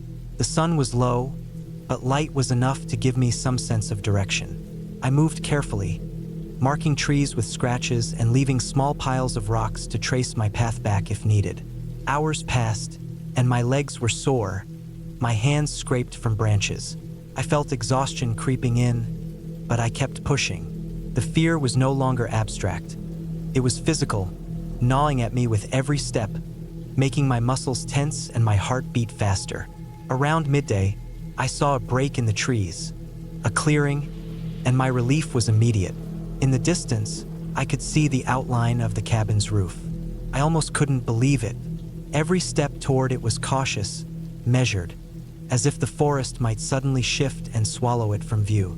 Finally, I reached the cabin. The relief was overwhelming. I checked the door, still locked, still solid. I stepped inside, the familiar smell of old wood and cedar filling my senses. The stove was cold, but the familiarity of the space, the knowledge that I was back in safety, settled me in a way I hadn't felt in over a day. I spent the rest of the day recovering. I cleaned myself as best I could, drank water, and ate slowly. I walked around the cabin, noticing small details I hadn't seen before. The pattern of the trees, the slight incline of the land toward the lake, the way sunlight fell across the porch in the late afternoon. The forest outside was still quiet, still imposing, but inside, the cabin was a haven. That night, I slept better than I had expected. The fear had passed, replaced by a cautious gratitude. I realized how quickly isolation could become threatening, how small mistakes, like underestimating the forest's complexity, could lead to danger. But I had learned, adapted, and survived.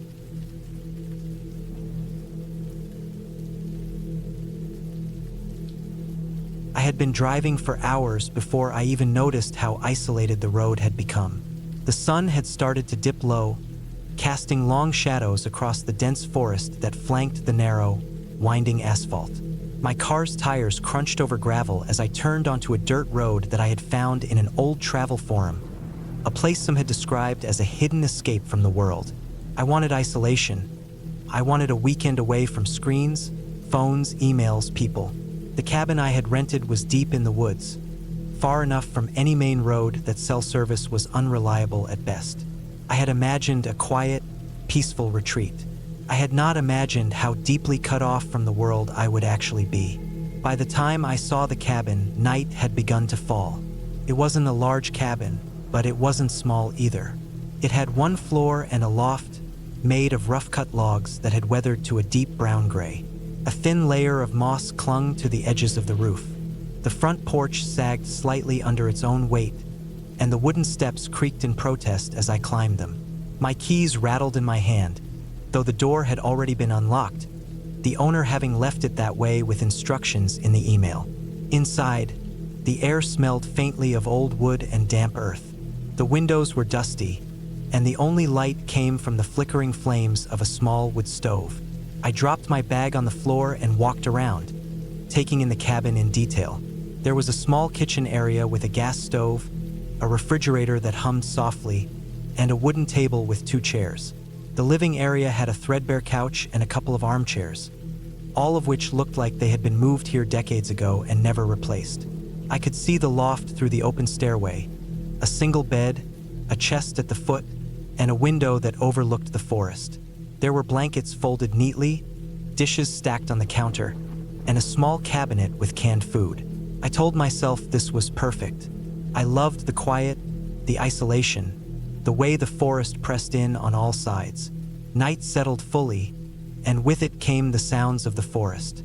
Owls hooted intermittently, and somewhere in the distance a fox barked. The wind pushed through the trees, rattling the cabin slightly. I lit a few candles and sat on the couch, reading from a notebook I had brought along, jotting down thoughts, ideas, plans for the next day's hike. After a few hours, I felt my eyelids grow heavy. I had been driving almost non-stop since morning, and sleep was unavoidable. I climbed the stairs to the loft, laid the blankets over the mattress, and closed my eyes. It was well past midnight when I first heard the sound outside. I woke with a jolt, sure that I had imagined it. It was subtle at first, a faint scraping against the wooden siding of the cabin. I froze, listening. The scrape came again, longer this time, closer. I strained to hear, but the forest seemed to swallow every sound. My first thought was a tree branch, perhaps fallen in the wind, but the pattern of the noise seemed deliberate, irregular, like someone or something was pacing along the side of the cabin. My heart began to race. I slid quietly out of bed and made my way to the loft window. Outside, the moonlight was thin, barely illuminating the ground. I could see the shadows of trees, but nothing moved. I waited, every muscle tense, listening. Then I heard it again. The scrape, followed by a low, deliberate thump, as if a heavy foot had pressed against the siding. I could not see anyone, but my instincts screamed at me that I was not alone. I went back to the stairs, crouched low, and crept to the door, reaching for the bolt. I locked it, double-checked the windows, and grabbed a long kitchen knife from the counter, holding it tightly in one hand. The noises outside continued sporadically, now accompanied by a faint rustle in the underbrush. I tried to tell myself it was an animal, a raccoon, a deer, but the way the sounds circled the cabin, the pauses, the scraping against the wall, felt methodical, intentional. My pulse throbbed in my ears. Hours passed. I stayed crouched behind the couch, knife in hand, candlelight casting flickering shadows across the walls. At some point, the noises stopped. The forest fell silent except for the occasional rustle of wind and distant owl calls. I dozed lightly, waking at every creak, every shift of the house settling. Morning came slowly, gray and cold. I had not slept more than 30 minutes at a time. I forced myself to the kitchen, made coffee, and poured it into a mug, shaking slightly. As I sipped, I inspected the perimeter of the cabin in the dim dawn light. There were footprints, large, heavy footprints in the soft earth around the cabin. They were human, unmistakably, and had no shoes or boots.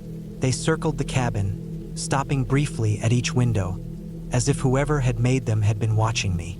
I felt my stomach tighten. I was not alone in these woods, and I had not been for hours. I called the number of the cabin owner, hoping for some reassurance. The line was dead. Cell service was spotty at best, and I had already used my backup battery. Panic gnawed at me. I considered leaving immediately, packing up and driving back to civilization. But then I saw the condition of the dirt road in the morning light. Deep ruts, soft mud from last night's rain, and I realized that my car might get stuck. If I drove now, I could risk it, but if the person outside was still there, they might be waiting. I spent the rest of the day reinforcing the doors and windows. I piled heavy furniture against the front door, wedged sticks and rods against the windows, and made sure the knife was always within reach. I walked carefully around the cabin, inspecting the footprints again, trying to determine where they led. They stopped abruptly about 30 yards into the forest, as if whoever had made them vanished into thin air. That night, I stayed awake fully, listening. I heard branches snapping, distant footsteps, and faint scraping. I did not move from the living area, crouched low behind the couch, my knife ready. I did not sleep. When dawn came, I was exhausted but determined to leave. I packed what I could carry, leaving behind items too heavy, and made my way to the car. My heart pounded as I checked every direction, every shadow. I made it to the driver's seat and started the engine. The car lurched over the ruts and mud, and I prayed the tires would hold. The forest seemed endless as I drove, twisting and turning on narrow roads. But after what felt like hours, I emerged back onto the main road. Civilization, houses, signs of life. My hands were shaking, my whole body trembling, but I felt a wave of relief wash over me. I had made it out. In the days that followed, I reported the incident to local authorities, describing the footprints, the noises, the sense of being watched. They scoured the area but found no evidence of anyone living or hiding near the cabin. No signs of break-in, no abandoned camps, no tracks beyond what I had seen. The cabin owner insisted that the area was usually quiet, with only occasional wildlife. I never returned to that cabin. I sold the rest of the trip supplies and refused to stay in isolated places again. The memory of circling footprints, the scraping sounds in the dead of night, and the sense of a hidden presence in the forest lingered. It became a story I told rarely, and only in fragments, because no one could understand how real it felt, how terrifying it was to be trapped, isolated, and helpless in a place that was supposed to be safe. I still avoid forests alone, and whenever I drive past a dirt road leading deep into the woods, I feel my pulse quicken, my skin crawl, and I am reminded that there are moments in life when nature's silence is not peaceful, but predatory. Looking back, I realized that the most frightening part was not seeing anyone, not hearing voices, not knowing if the threat was real. It was the uncertainty, the invisibility of it, the way fear filled every creaking floorboard, every shadow, every rustle of leaves. And even now, years later, I can still hear the soft scrape against the cabin's siding in my mind, a reminder that isolation can be more dangerous than any human enemy, more terrifying than any story we tell ourselves in the city. I learned to trust my instincts, to respect the woods, and to never underestimate the power of fear when you are truly alone. That weekend, I had wanted solitude, peace, and a break from the world. Instead, I found vigilance, exhaustion, and a lesson I will never forget. The cabin remains there in the same forest, still empty, still quiet, or perhaps not as quiet as it seems. And I know now that some places are only safe until you are there alone.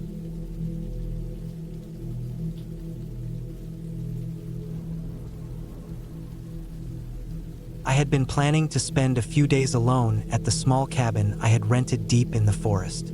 It was not my first time going to a remote place, but this one was much more isolated than I was used to. The listing had said it was about 20 miles off the nearest paved road, and when I got there, I saw that it really meant it.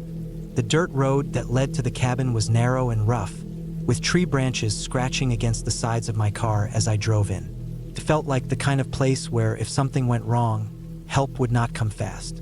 That thought sat in the back of my mind even before I parked the car and stepped out. The cabin itself was small but sturdy. The walls were made of dark wood, the roof had some metal sheets patched on, and the windows had old wooden shutters. There was a small front porch with 2 steps leading up, and a door that looked scratched from age and weather. Inside, it was simple. One room with a small wood stove, a bed in the corner, a table with 2 chairs, and a counter with some shelves. There was no running water, only a hand pump outside near a small shed. There was also no electricity. The only light I would have came from a lantern I brought and a few candles left on the shelves. When I first arrived, the silence struck me. No cars, no people, not even distant noise. Only the sound of wind through the trees and the occasional bird calling. At first it felt peaceful, but after a while it also felt strange, like my ears were waiting for some kind of sound that never came. I unloaded my things, set them inside, and took a walk around the property. The cabin was surrounded by thick forest. Tall pine trees stood close together, their trunks dark and straight, their tops swaying slightly in the breeze. The ground was covered in needles, with patches of grass and fallen branches.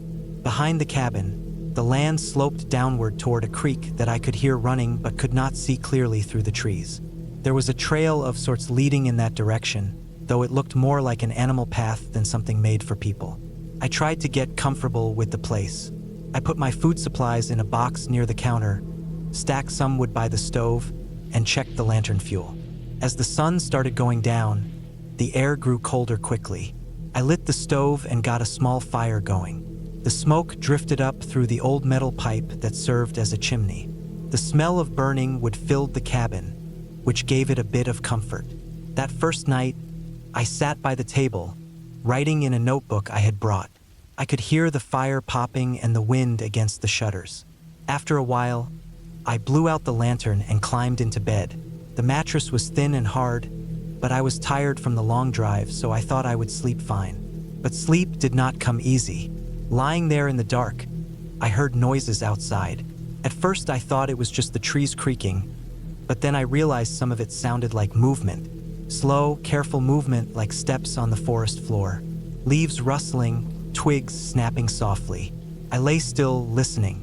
The sounds would come, then stop, then start again in a different spot. I told myself it was just animals. Deer, raccoons, maybe even a bear. But what made me uneasy was how the noises seemed to circle the cabin, moving from one side to another. I stayed awake for hours, my ears straining for every sound. Eventually, the noises faded and I drifted off to sleep, though it was a restless kind of sleep. The next morning, I went outside to check around. The air was cold, my breath visible. The ground around the cabin showed marks in the dirt and pine needles. Some of them were from animals, I was sure, but some looked strange. I saw spots where the ground seemed pressed down by something heavier, like boots. I crouched and stared at them, unsure. They were not clear footprints, but the shapes were too big and heavy to be deer. I tried to convince myself that I was just reading too much into it. I spent that day chopping wood, walking a bit on the trail by the creek, and trying to settle into the isolation. But I kept thinking about the noises from the night and the marks on the ground. The forest, instead of feeling calm, started to feel like it was holding something back. Every time the wind moved through the trees, I felt like something was just out of sight. That night, the noises came again, louder this time. I could hear sticks breaking, footsteps closer. At one point, I thought I heard something scrape against the cabin wall, a slow, dragging sound. I sat up in bed, heart pounding, staring at the dark outline of the window. I wanted to get up and look outside, but I could not bring myself to do it. I stayed still, every muscle tense, listening. After what felt like hours, the noises stopped. Again, I barely slept. On the third day, I decided to walk farther into the forest, hoping to clear my head. I followed the creek downstream for a while. The water was cold and fast, flowing over rocks. As I walked, I noticed something odd. In the mud by the edge of the creek, I saw footprints. Not animal prints. They were human, barefoot with toes clearly visible. They were fresh, the edges still sharp. I stared at them for a long time, a chill crawling over my skin. There should not have been anyone else out here. The cabin was miles from anywhere. Who would walk barefoot through the woods like this? I turned back quickly, feeling exposed, and watched. The walk back to the cabin felt longer than it should have. Every sound in the woods made me glance over my shoulder. When I reached the cabin, I checked the door, the windows, everything. I felt the need to make sure it was all secure, even though the old wooden door and thin shutters would not stop anyone who really wanted to come in. That night was the worst yet. I lay in bed, the lantern off, the fire burned low. Around midnight, I heard it. Not just footsteps, but breathing. Heavy, slow breathing, right outside the window.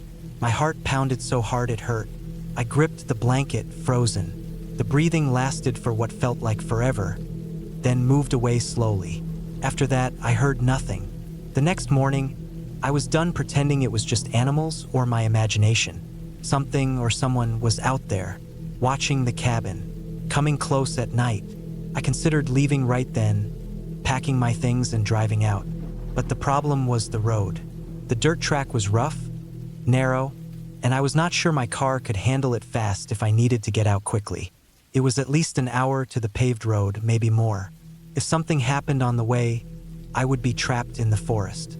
I decided to stay one more night, keep everything ready, and then leave first thing in the morning. That last night was the longest of my life. I did not sleep. I sat at the table with the lantern lit low, listening. Around midnight, I heard footsteps again. They circled the cabin slowly, crunching on the ground. Then I heard the porch creak. Someone, not something, was on the steps. I stared at the door, my breath caught in my throat. The handle rattled softly. I froze, waiting for it to open, but it didn't. After a while, the footsteps moved away, fading into the woods. I stayed awake until dawn, staring at the door. As soon as there was light, I packed everything fast and loaded the car. My hands shook as I started the engine. Driving down that narrow dirt road, every turn, every shadow between the trees felt like something was following. I did not stop until I reached the paved road. Only then did I breathe easier. When I got home, I kept thinking about it. The sounds, the breathing, the footprints by the creek. Someone had been out there, watching me, coming close to the cabin at night. Whoever it was, they never tried to break in fully, but they wanted me to know they were there. That thought was worse than anything else. I never went back to that cabin, and I never will.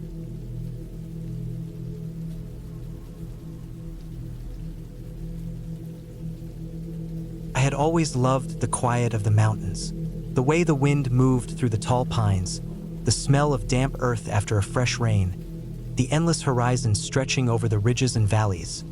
It felt like I could breathe for the first time in weeks whenever I left the city behind. I had been craving a few days alone, far from the constant noise of traffic, the blinking lights, and the endless hum of people. I had rented a small cabin through a local listing I found online. It was simple, rustic, and far enough off the beaten path that I knew I would likely not see anyone during my stay. The pictures had shown a tiny wooden structure tucked between large pines, with a small porch overlooking a shallow creek. The cabin had electricity and running water, though I knew from experience it was probably dependent on an old generator, and the internet would be nearly non-existent. That was part of the appeal. I arrived in the late afternoon, just as the sun was starting to sink behind the ridges, painting the sky in shades of orange and pink. The road to the cabin had been long and winding, a mixture of gravel and dirt, flanked on either side by trees so dense it felt as if the forest had swallowed the path whole. My car was coated in dust by the time I pulled up to the cabin, and I spent a few minutes wiping the windshield to get a better look at the structure. It was exactly as pictured, small, weathered, and quiet. A thin wisp of smoke curled lazily from the chimney, suggesting that someone had been there recently or that the wood stove had been left burning. I stepped out of the car, the crunch of gravel under my boots echoing in the quiet. The air was crisp, carrying the scent of pine, damp soil, and something faintly metallic that I couldn't identify. It might have been the water in the creek, or maybe the earth itself. I carried my bags up the few wooden steps to the porch and paused to look around. There were no other cabins visible, no lights flickering in the distance, no sounds of animals beyond the occasional rustle of leaves. It was just me and the forest, and the isolation was immediate and intense. Inside, the cabin was small but functional. A single room served as the living area, with a small kitchenette tucked in the corner. A wood stove sat near the center of the room, blackened with soot. There was a small bedroom off to one side, a tiny bathroom with a shower, and a stack of firewood piled neatly against the wall. Everything smelled faintly of wood polish and dust. I set my bags down and took a few deep breaths, letting myself sink into the quiet. I spent the next hour unpacking, making a small fire in the stove, and preparing a simple dinner. The sun dipped fully behind the ridges, and the forest outside grew dark, almost completely black. That first night, I slept lightly. There were strange sounds outside, the snapping of branches, the rustle of leaves, but they felt natural, part of the forest. Occasionally, a louder crack would make me sit upright in bed, heart racing, but I reminded myself that this was normal. Trees fall, animals move, the forest breathes. It was when I woke in the middle of the night that I began to notice something different. The darkness outside the window felt heavier than usual, and there was a faint noise that I couldn't place. It was a soft shuffling, almost like someone walking in the leaves, but not quite. I stayed frozen for several minutes, listening. Then the sound stopped. I told myself it was an animal and forced myself back to sleep. The next day, I explored the area around the cabin. The creek ran just a few yards from the porch, its water clear but cold. Small fish darted beneath the surface, and the banks were lined with moss-covered stones. I hiked a short trail that led up a ridge behind the cabin, taking in the view. From the top, I could see the surrounding mountains stretching endlessly, dense forests fading into the distance. The air was fresh, and the silence was profound. But even in the day, I couldn't shake the feeling that I was being watched.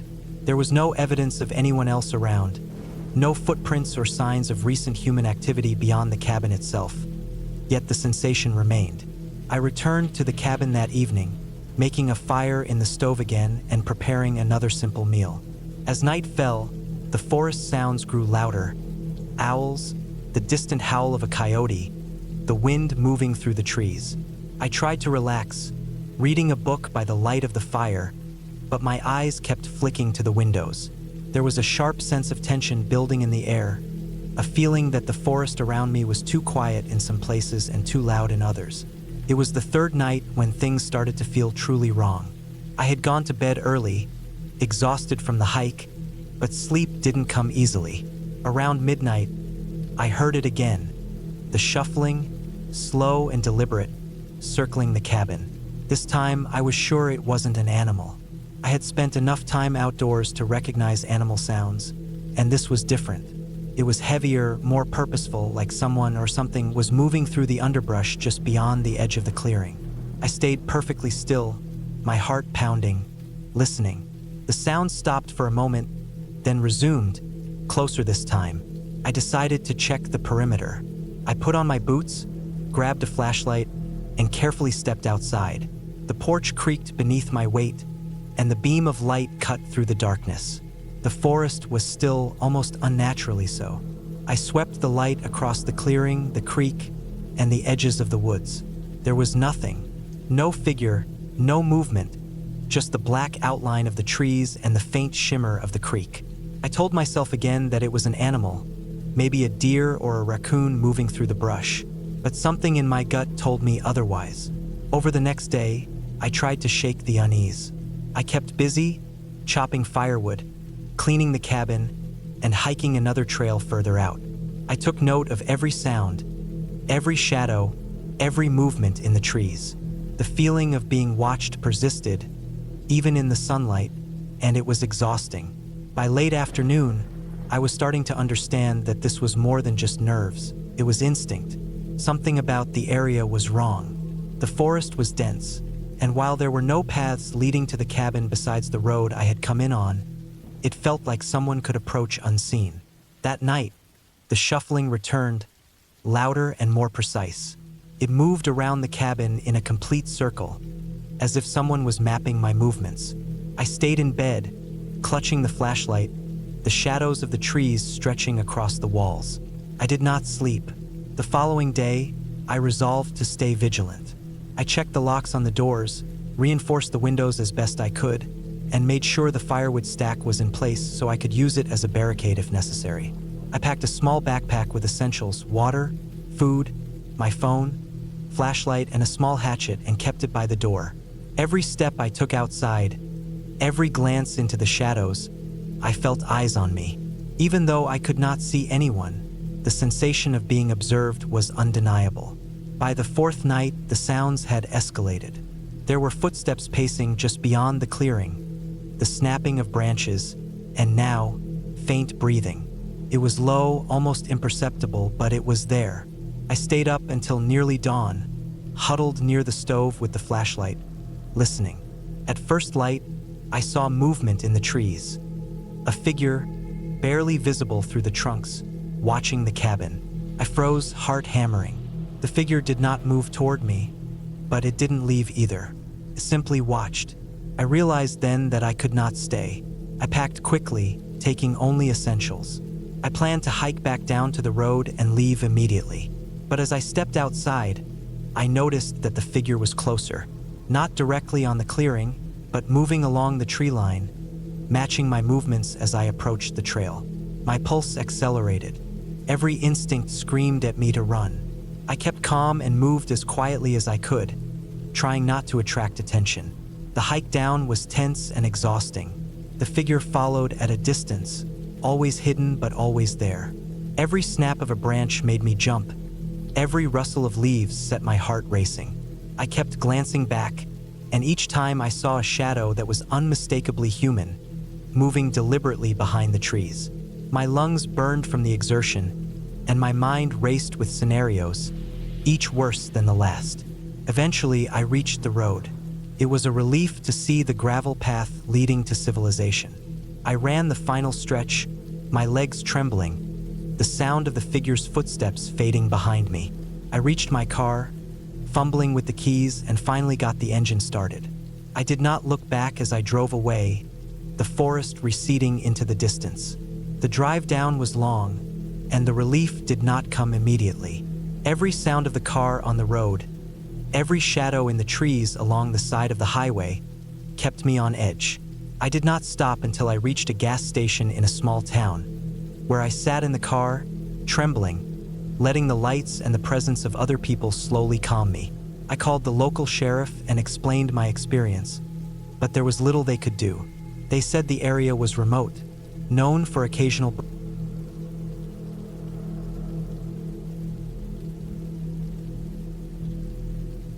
I had been planning this trip for months. After years of living in the city, working long hours in a job that seemed to take more from me than it ever gave, I felt the desperate need to escape, to find some quiet corner of the world where I could breathe and think. The cabin was in the mountains, far from the nearest town, and had been recommended by a friend who knew I liked isolation. It was remote in every sense, tucked into a dense forest and surrounded by steep hills that would make getting lost easy if I weren't careful. I drove for hours along winding roads, each mile taking me deeper into the quiet, leaving behind any sense of human activity. The last few miles were dirt, rough and uneven, and I had to maneuver carefully, aware that one wrong turn could get me stuck. When I finally arrived, the cabin came into view as if it had been waiting there all along, hidden among the trees. Its wooden structure was old but sturdy, a 2-story building with a pitched roof and a small porch that faced the valley below. The smell of pine was strong, mingling with the cool mountain air, and for a moment, I felt a sense of peace I hadn't felt in years. I parked and got out, stretching and taking in the forest around me. Everything was quiet except for the wind moving through the trees and the occasional call of a distant bird. I had brought a backpack with food, water, blankets, and a small first aid kit, knowing that I would be entirely on my own. The cabin door creaked as I opened it, revealing a simple interior. A small kitchen with a gas stove, a wooden table, and a few chairs, a living area with a fireplace, and a staircase leading to the bedrooms upstairs. There was a sense of neglect, but nothing dangerous, just dust on the shelves and cobwebs in the corners. I set my bag down, unpacked my supplies, and spent some time exploring every corner, checking that the locks worked and that everything was functional. The cabin felt safe enough, but I made a mental note to keep a knife close by, more for reassurance than necessity. The area was wild, and while I didn't expect any trouble, I knew accidents or animal encounters could happen. The first night was uneventful. I built a fire in the fireplace, cooked a simple meal, and lay on the couch, staring at the flames. Outside, the forest seemed alive, moving with the wind and the shadows of the trees. The silence was different from the city. It wasn't empty, but full of subtle sounds I wasn't used to. The rustle of leaves, the snap of twigs, the low, constant hum of nature. It felt peaceful, almost meditative, and I drifted into sleep with the fire still crackling behind me. But as the night deepened, the wind picked up, and I was woken by the sound of something large moving outside, something stepping carefully through the underbrush. I froze, straining my ears. The sound came closer, paused, and then moved again. My first thought was that it was a deer or a bear, but the footsteps seemed heavier, deliberate. I checked the windows. All were locked. I reminded myself that the forest was full of animals, and that most of them would avoid humans, but a part of me remained tense, alert. Eventually, the noises faded, and I fell back asleep, though the unease lingered. The following day, I decided to explore the area around the cabin. The trail leading into the forest was narrow and overgrown, but it offered a view of the valley below and a stream that cut through the landscape.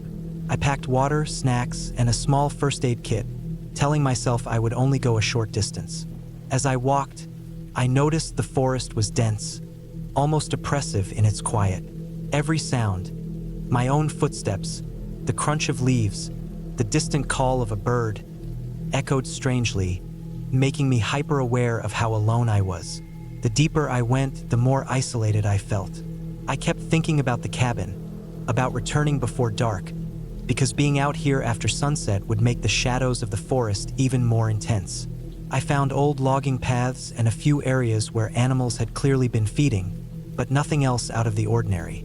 It was serene but also unnervingly silent, the kind of silence that makes your own heartbeat feel loud. That night, I stayed close to the cabin, building a fire and cooking again. As I sat near the flames, I thought about the noises from last night, trying to rationalize them. Maybe a bear, maybe a large deer. I went to check the perimeter of the cabin, making sure the doors were locked and the windows secure. I noticed that some of the boards near the porch had slight scratches and small dents, like something had brushed against them repeatedly. My mind immediately jumped to the possibility of wildlife. Bears and raccoons were known in this area, but I also felt a creeping sense of vulnerability. The cabin felt less like a sanctuary and more like a fragile barrier between me and the forest, a thin wall holding back the unknown. I tried not to think too much about it and went to sleep, leaving the fire to die down but keeping a flashlight and knife nearby. Over the next couple of days, the unease grew. I became hyper-aware of the forest, of the sounds and movements that I had initially ignored. Shadows seemed sharper, the wind more persistent, the night more absolute. I noticed that food I had left outside the cabin in a small storage area had been disturbed, scattered in a way that suggested a large animal had rummaged through it. I carefully secured everything inside and considered the possibility that a bear had been circling the cabin. I knew the risks of staying in the area if a bear had become accustomed to my presence, but I also did not want to abandon the trip I had been looking forward to for so long. I tried to stay rational, reminding myself that bears generally avoid humans unless provoked or attracted to food. Still, the constant feeling of being watched, of hearing footsteps outside at irregular intervals, gnawed at my nerves. I spent hours double-checking the locks, reinforcing weak points in the cabin, and keeping my knife within reach. One afternoon, I ventured out again, trying to explore further despite my apprehension. I stayed on a wider trail, marked by old posts and some remnants of a path that had been maintained long ago. About 2 miles in, I came across a small clearing where the sunlight reached the forest floor, revealing broken branches and flattened grass.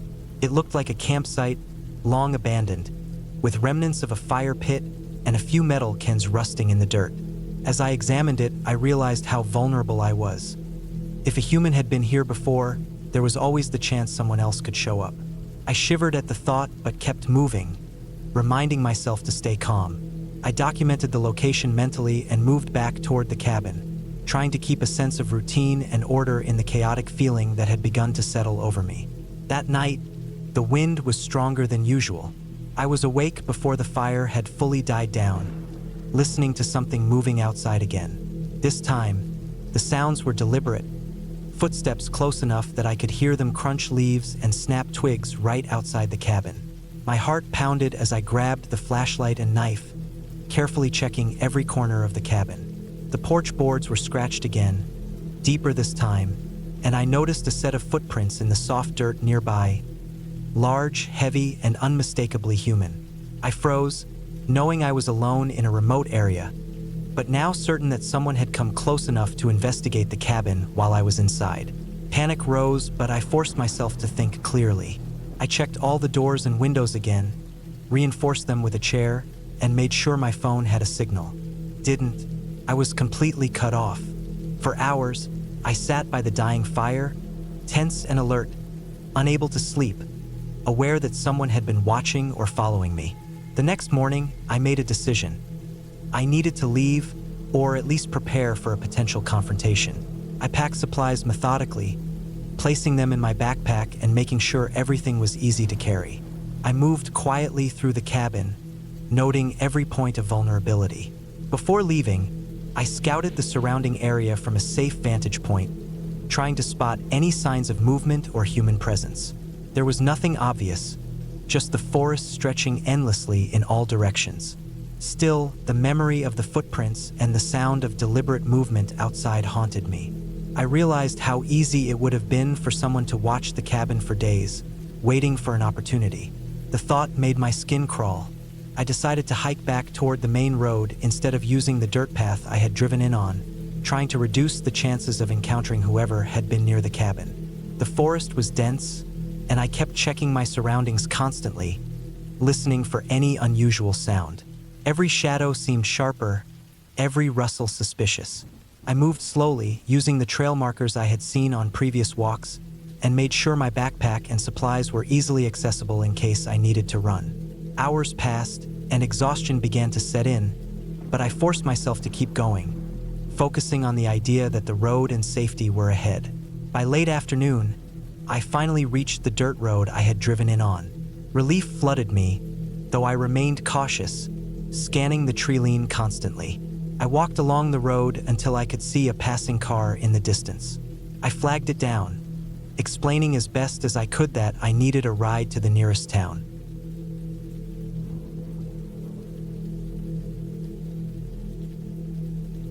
I had been looking forward to this trip for months.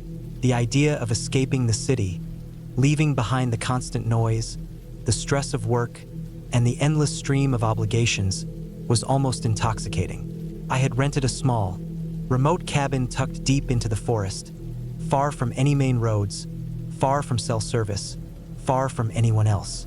The pictures online had shown a quaint wooden structure, surrounded by dense trees, with a small stream running nearby. It had a tiny porch, a fireplace, and a lofted sleeping area. The descriptions had promised privacy, quiet, and an untouched slice of nature. I was ready for solitude. The drive there had been long. The road had narrowed as I left the main highway, transitioning from paved asphalt to a winding dirt path that shook the car with every bump and pothole. The last mile had been particularly rough, with roots cracking through the soil and stones scattered across the track. By the time I reached the cabin, the sun was already low in the sky, orange streaks cutting through the gaps between the trees. Shadows stretched long and distorted across the clearing where the cabin stood. I parked and took a moment to breathe, inhaling the sharp, earthy smell of the forest after a recent rain. At first glance, everything seemed perfect. The cabin had a rustic charm, the kind that makes you imagine yourself living off the grid. I carried my bags inside, unpacked my small supplies, and began to explore. The interior was simple: a small living area with a couple of chairs, a modest kitchen corner, and a wood-burning stove. A ladder led up to a loft where the bed was tucked under the slanted roof. I lit a fire in the stove, the warmth immediately chasing away the evening chill, and began organizing my things. As darkness fell, the forest around the cabin transformed. The trees seemed taller, their shadows longer and more oppressive.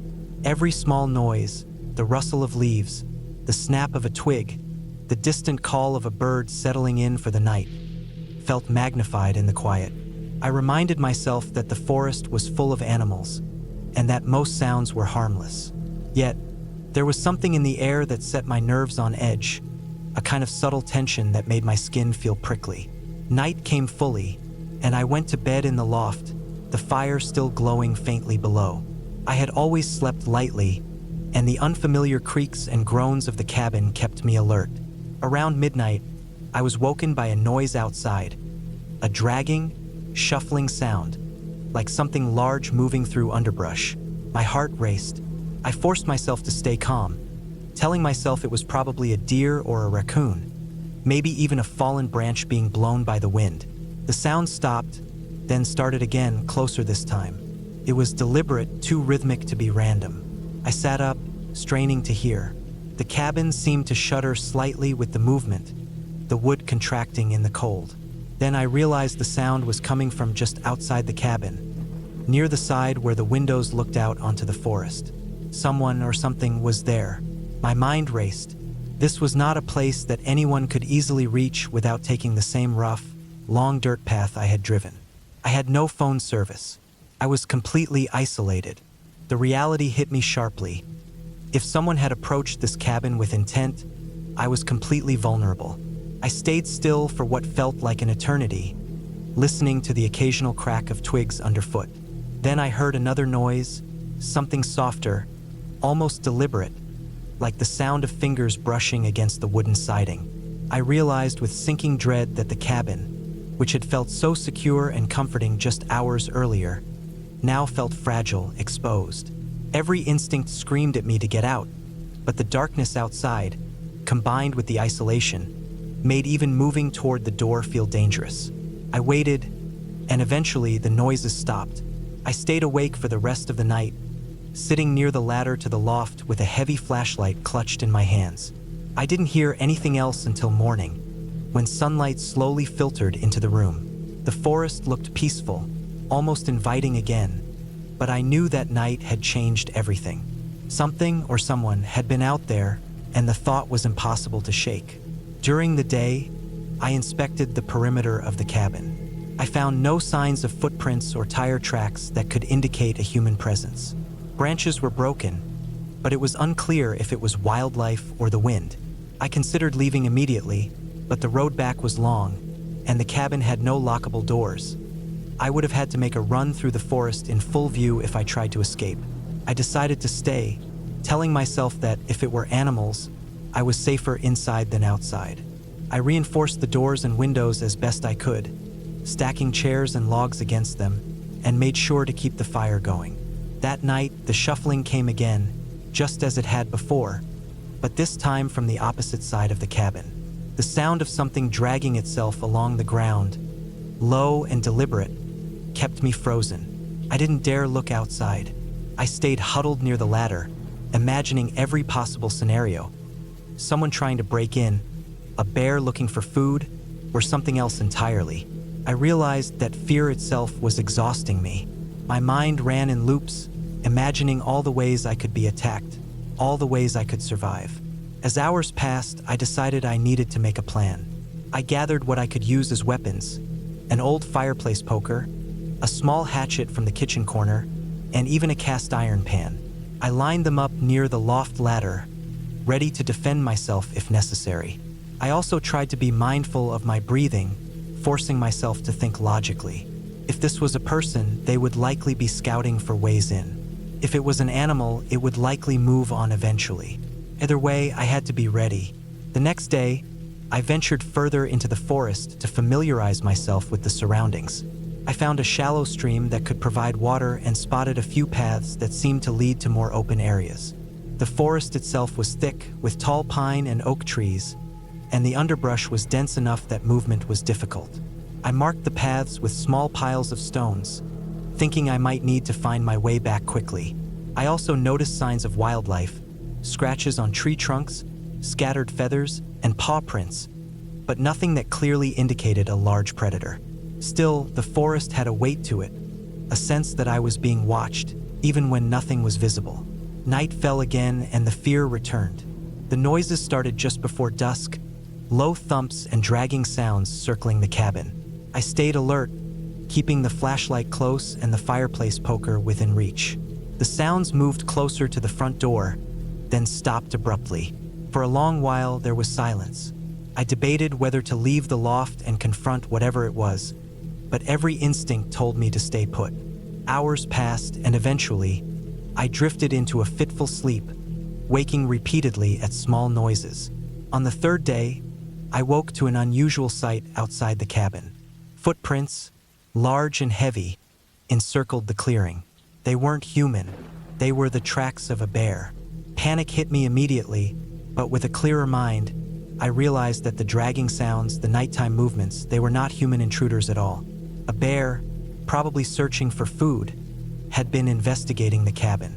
The sheer size of its tracks confirmed my worst fears.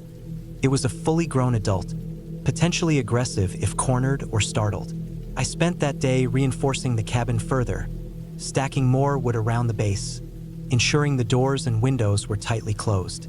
I cleared the area immediately outside the cabin, removing branches that could be used by the bear to climb or reach openings. I made a mental map of escape routes in case it tried to break in. The forest seemed silent, oppressive, but less threatening now that I understood what I was dealing with. I realized that my imagination had been inflating the danger during the first nights. The noises had been terrifying because I didn't know the source. The next night, the bear returned, moving slowly around the cabin. I stayed in the loft, silent, barely breathing, watching shadows shift outside. Its massive form blocked any moonlight, and I felt the floor shake slightly with its weight on the ground. I had prepared myself mentally. I would stay quiet, make no sudden movements, and wait for it to leave. Hours passed, and finally, the bear wandered away, disappearing into the darkness beyond the trees. The following morning, I made a decision. I could no longer stay in the cabin safely. I packed quickly but carefully, making sure to leave no food or scented items that could attract the bear back. I took the paths I had marked, moving slowly but steadily toward the dirt road. The forest was quieter now, almost serene, but I kept alert for any signs of movement. Hours later, exhausted but unharmed, I reached my car and drove back onto the highway. The city's noise and chaos, which had once felt oppressive, now seemed comforting, familiar, and safe. The cabin still sits there, quiet and empty, surrounded by the same dense forest.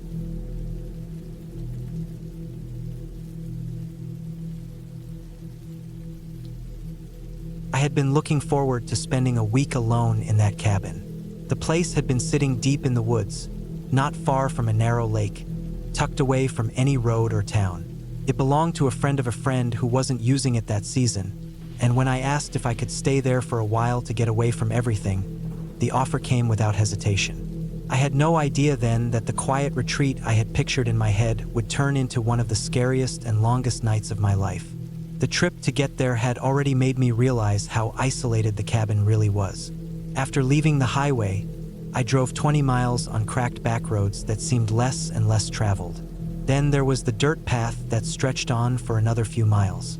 It was the kind of road that made you slow down whether you wanted to or not because the ruts and holes would have torn the bottom out of the car if I had gone too fast. Trees pressed in from both sides, tall and heavy, letting only thin strips of light reach the ground. When I finally pulled up to the cabin, I remember shutting the engine off and noticing how silent everything was. No sound of cars, no hum of power lines, not even the barking of distant dogs. Just the steady, soft noise of the woods, which at first felt calming but carried with it an edge of unease. The cabin itself was small but sturdy. It had a porch with railings that looked weathered, boards that creaked under my steps, and windows that seemed older than I expected. Inside, it smelled faintly of pine and dust, not bad, just unused. There was a single main room with a wood stove in the corner, a small table, a couple of chairs, and a narrow bed against one wall. In the back, there was a tiny kitchen with just the basics, and an even smaller bathroom that relied on a pump and a tank rather than anything modern. I liked it right away because it was simple, no distractions, and that was exactly what I thought I needed.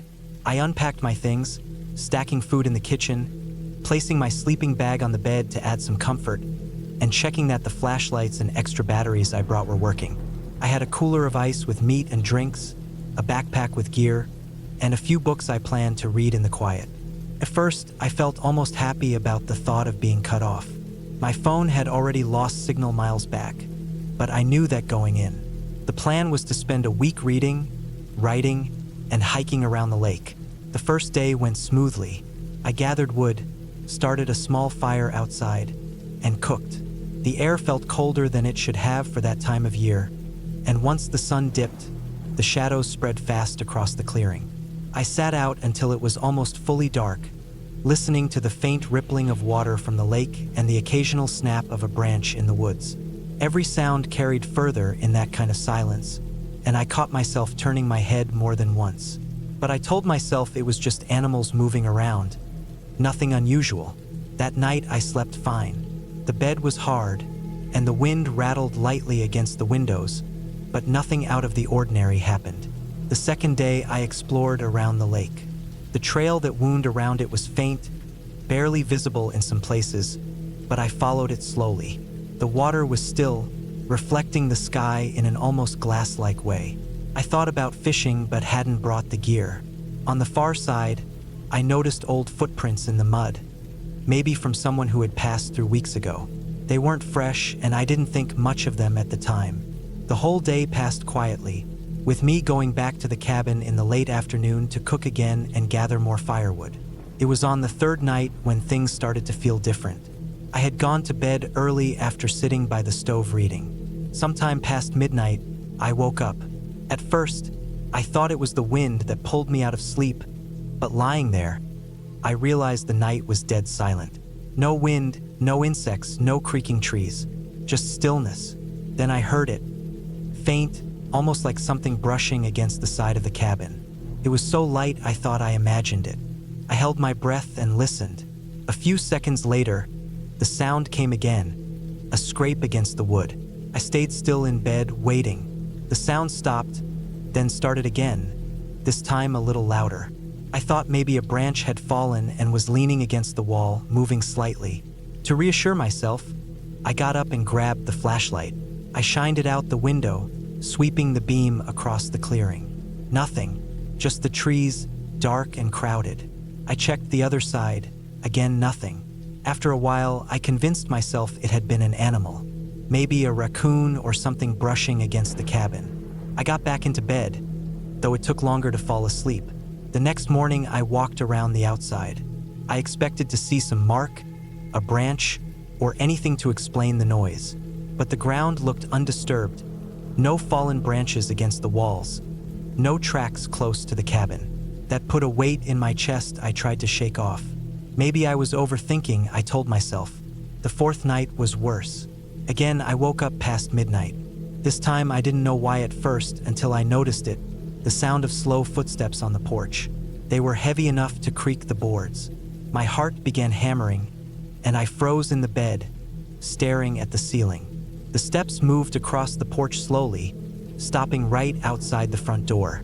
I wanted to believe it was a deer, but deer don't walk on porches, and they don't make wood creak like that.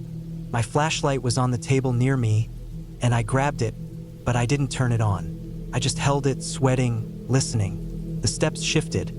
One board creaked louder, and then silence. Whoever or whatever it was stood out there. Minutes dragged on, but I didn't hear them leave. I stayed frozen, trying not to make a sound. At some point, I must have dozed off from exhaustion because the next thing I knew, daylight was spilling through the window. I jumped up and checked the porch. The boards looked normal, but in the dirt at the edge of the steps, I saw it. A footprint. Human. Bare. The toes and heel pressed clearly into the soil, fresh from the night. My stomach dropped. I kept telling myself maybe someone was camping nearby. Maybe they wandered over. But the truth was I hadn't seen a soul since I arrived. No cars, no boats on the lake, no smoke from distant fires. Nothing. That day I felt uneasy the whole time. I tried to distract myself, chopping wood, walking down to the lake, but I couldn't get the footprint out of my head. I even thought about packing up and leaving, but something in me wanted to see it through. I told myself maybe it was a fluke. Maybe I wouldn't hear anything again. That night, I barely slept.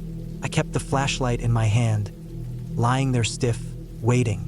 It must have been around 2 or 3 a.m. when the sound started again. Not just footsteps this time, but the slow press of weight against the wall, as if someone was leaning their body against the outside of the cabin. Then a dragging noise, like fingers or nails scraping along the wood. I sat up in bed, staring at the door. My heart was racing so hard I thought it might burst. The sound moved along the wall toward the window. I couldn't bring myself to look, terrified I'd see a face staring back at me. The scraping stopped, but the silence after was worse. I didn't sleep at all until morning. When daylight came, I checked again. More footprints circling the cabin this time. Bare feet, some small, some larger. I realized there wasn't just one. There were several. My blood went cold. By then, I knew I couldn't stay. I started packing right away, stuffing everything into my bags as fast as I could. But as I loaded things into the car, I felt watched. The woods were too quiet, like everything was holding its breath. I drove out fast, the dirt road jarring the car, the trees closing in around me. I didn't stop until I hit the highway. Even then, I didn't feel safe until I was back in town, surrounded by people, lights, and noise. Later, when I told the friend who owned the cabin what happened, they admitted something strange. The cabin hadn't been used in years, not since the last time hunters in the area reported seeing squatters living deep in the forest. Not campers, not hikers. People who had disappeared into the woods, living with nothing, coming out only when they needed to.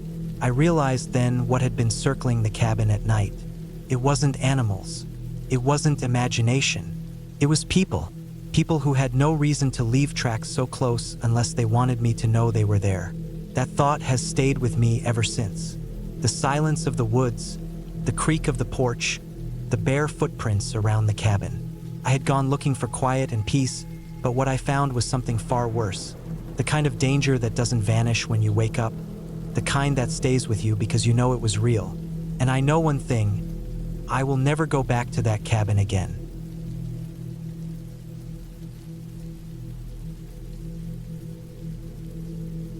I had been wanting to spend time alone in the woods for a long while. Life in the city had worn me down, and every day felt the same. I wanted silence, fresh air, and space to think. I had saved enough money to rent a small cabin far away from people, somewhere I could just sit with my thoughts. I didn't plan anything special. I only wanted rest, maybe a few hikes, maybe some reading, maybe just sitting on the porch and watching the trees move. The cabin I found was old but looked strong enough in the photos. It was hidden deep in the forest with only a dirt road leading to it, several miles away from the closest paved road. The owner had told me there was no cell signal up there, no Wi-Fi, nothing modern. He said I should bring everything I needed because once I was there, I'd be on my own. That was exactly what I wanted. I packed food that would last me, a couple of water containers, a flashlight, a lantern, extra batteries, some warm clothes, a sleeping bag even though the cabin had a bed, and some tools. I also brought a hatchet and a hunting knife, not because I was planning to hunt, but because I figured it was better to have them than not. The drive took longer than I expected.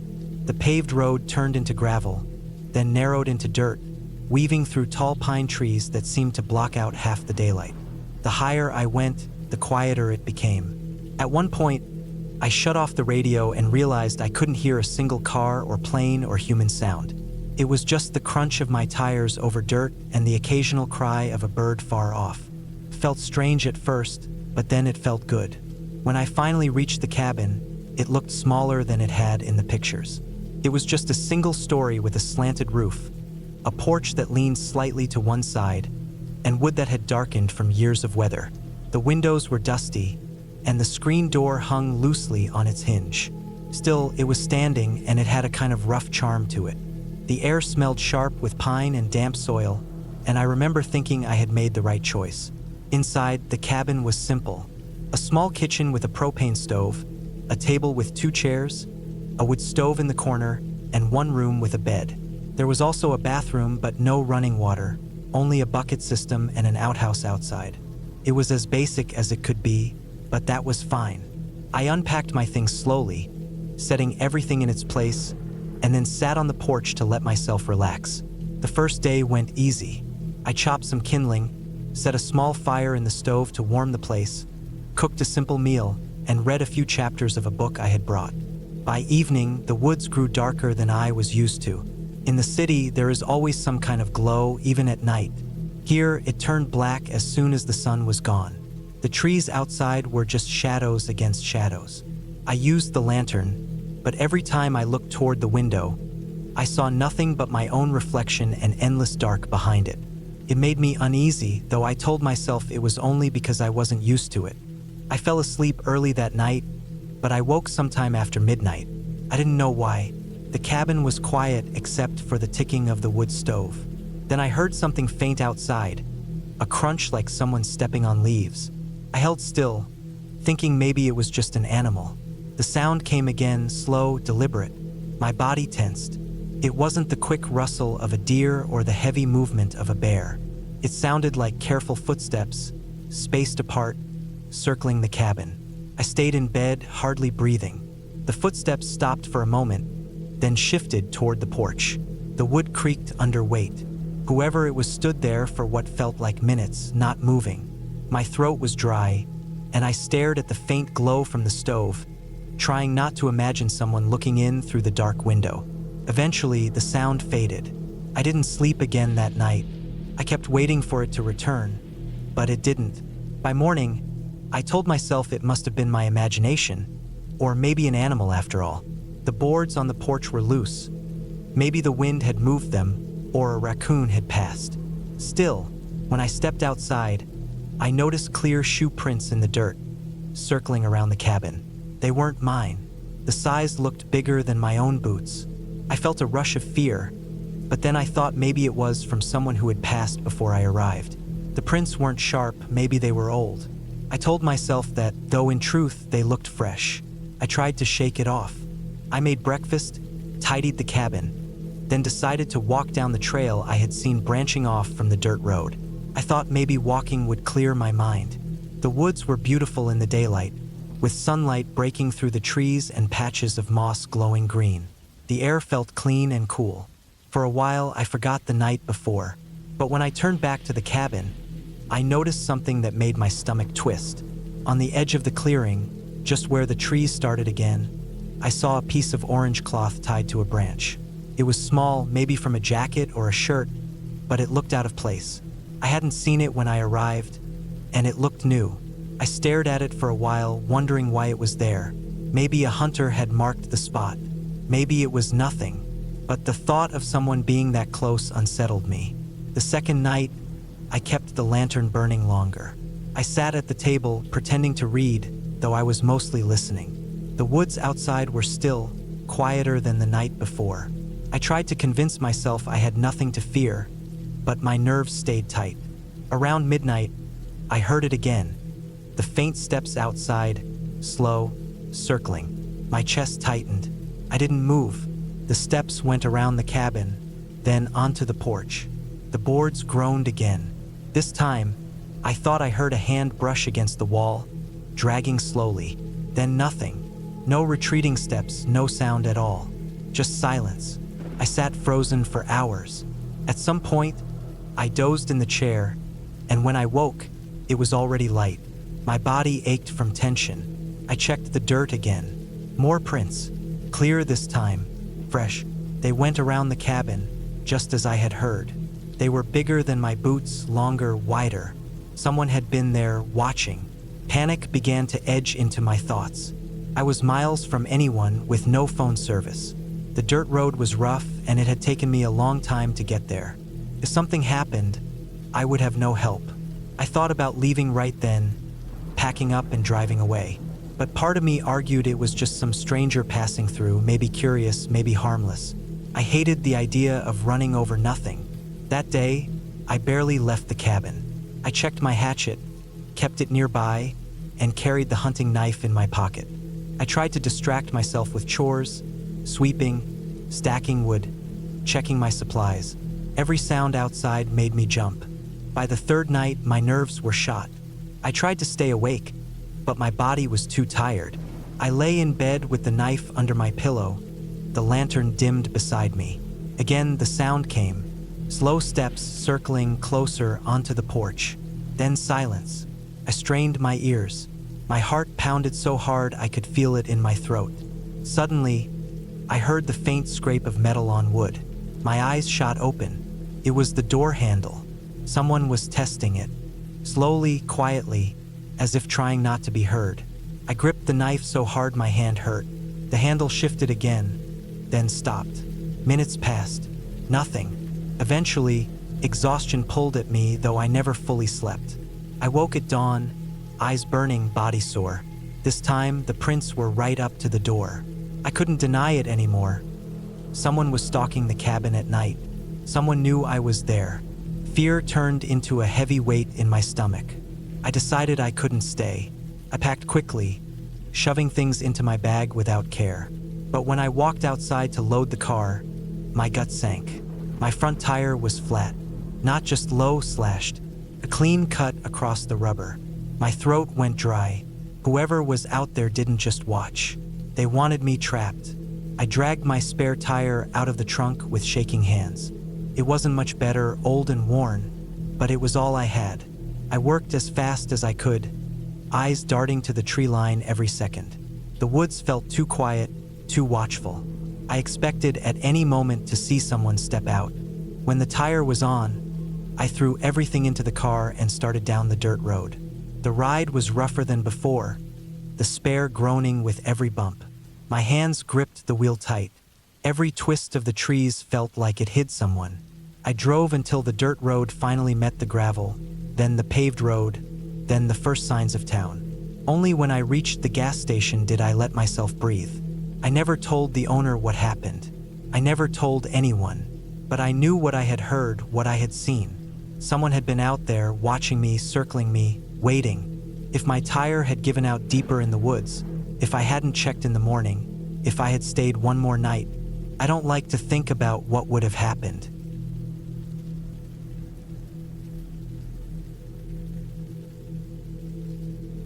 I remember the night I went to the cabin as clearly as if it just happened. It was meant to be a quiet weekend, a few days alone, far away from the constant noise of the city. The cabin wasn't mine. It belonged to a friend who told me I could use it whenever I wanted. It was tucked far back into the woods, far enough that there was no one nearby for miles. I thought I wanted that. I thought being alone out there would clear my head and give me the kind of silence that is almost impossible to find anywhere else. The drive up there had been long. The narrow road that led through the trees seemed to twist endlessly, and the deeper I went, the fewer signs of other people I saw. Eventually, the gravel road ended at a clearing, and there sat the cabin. It was small and old, built from dark logs that had been weathered by years of rain and snow. The roof sloped low, and the windows were covered with shutters that creaked when the wind hit them. There was a porch with 2 wooden chairs, both looking like no one had sat in them for a long time. The place looked quiet, empty, but steady enough to stand another few decades. When I stepped inside, the first thing I noticed was the smell. It was that old wooden smell, mixed with dust and a faint dampness that clung to cabins that rarely got visitors. The air inside was cool and heavy. There were no fancy things, just the basics. A wooden table, 2 chairs, a small stove in the corner, a bed with a thin mattress pushed against one wall, and a single lantern hanging from a hook. The shutters made the inside darker than I expected, even though it was still daytime. I set my bag down and looked around. I remember thinking how quiet it was. No cars in the distance, no voices, not even the sound of planes overhead. Just the occasional breeze outside, and the trees rubbing against each other. That kind of quiet can be relaxing, but it can also feel heavy, like you've stepped out of the world and into some forgotten place where time doesn't move the same way. The first few hours were simple. I unpacked a little, walked outside to look at the clearing, then back in to get settled. There was no phone service, no internet, no electricity. The only light at night would come from the lantern or the fire. That was part of the appeal, though, to sit alone in the woods with nothing but my own thoughts. But by evening, something started to feel off. I can't say exactly when it started. Maybe it was when I was stacking firewood and heard what sounded like a stick snapping deeper in the woods. At first, I ignored it. Animals move through the trees all the time. But the longer I stood there, the more I felt like I wasn't as alone as I thought. My eyes kept drifting to the dark spaces between the trunks, where the light didn't reach. I saw nothing, but I couldn't shake the sense that something was out there. When night fell, the feeling grew worse. I lit the lantern and set it on the table. Its glow spread through the cabin, pushing back the shadows, but also making the windows stand out darker against the walls. I tried to distract myself, ate some food I had packed, read a little from the book I brought, but every now and then I'd pause, listening. At first, it was just small things. A crunch outside, faint but sharp. A low thud, like something falling against the ground. Then the sound of movement, slow, deliberate, not like the random scurry of an animal, but heavier, measured. I sat there for a long time trying to convince myself it was nothing. The woods were full of life. Branches fall, animals wander, but I couldn't shake the image of someone walking slowly in a wide circle around the cabin, just out of sight, making sure I knew they were there but not showing themselves. When I finally decided to go to bed, I locked the door, slid the shutters tight, and lay down on the thin mattress. But the quiet didn't last long. Sometime deep in the night, I woke up. I didn't know what had woken me at first, but then I heard it. A soft scrape against the wooden wall of the cabin. Long and drawn out, like something being dragged slowly. My heart started beating so hard it felt like it filled the room. I didn't move. I just lay there, staring at the darkness. The scrape came again, this time higher up the wall, closer to the window. Then silence.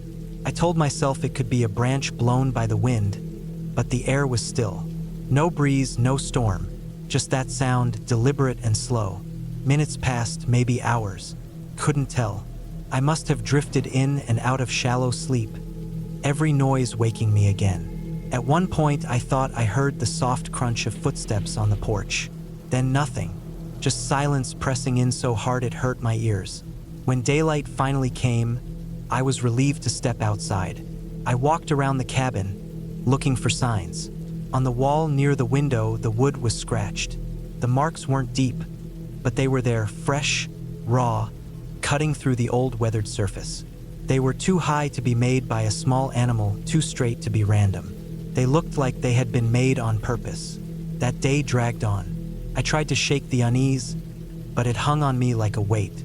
I kept glancing into the trees, half expecting to see someone standing there.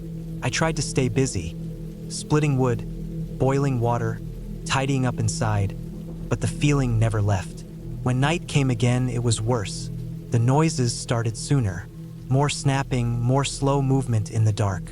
At one point, I thought I saw a shape between the trees, too tall and still to be an animal. But when I stared, it was gone. I didn't sleep that night. I sat up in the bed, the lantern glowing low beside me, waiting for something. At some point in the night, I heard the creak of the porch steps. The wood groaned under weight. I froze. The sound was slow, one step at a time, until it stopped just outside the door. I waited, barely breathing, every muscle tight. The silence stretched on. Then, a slow drag across the door, like fingers brushing the wood. My stomach turned cold. I stayed that way until morning light finally seeped through the shutters. When I opened the door hours later, the dirt in front of the cabin showed faint impressions. Not shoes exactly, but shapes pressed into the ground, messy, unclear, but too large to be from any animal I knew. That was when I knew I couldn't stay. I packed quickly, barely eating, barely thinking. I kept the lantern burning even in the daylight, as if the little glow would protect me. But the forest seemed to close in tighter the more I prepared to leave. The drive out felt longer than the drive in. Every turn of the narrow road, I expected to see someone step out in front of me. My eyes caught movement in the trees again and again, but each time it was gone before I could be sure. My hands gripped the wheel so hard my knuckles ached. When I finally made it back to the main road, I didn't look back. I drove until the cabin and the trees were far behind me, until the weight on my chest started to lift. But the scratches on the wall, the sounds in the night, the slow steps on the porch, I can't forget them. They were too deliberate, too controlled. Someone was out there watching, waiting. Not a ghost, not some story to scare children, but a real person, moving through the woods in the dark, circling that cabin, letting me know I wasn't alone. And what haunts me most isn't what happened, but what didn't. Whoever it was never tried to break in, never showed themselves fully. They just let me know in the quietest, slowest way possible that they could have, that they were out there, and that if I ever went back, they might not stay outside the walls. That's why I'll never return to that cabin.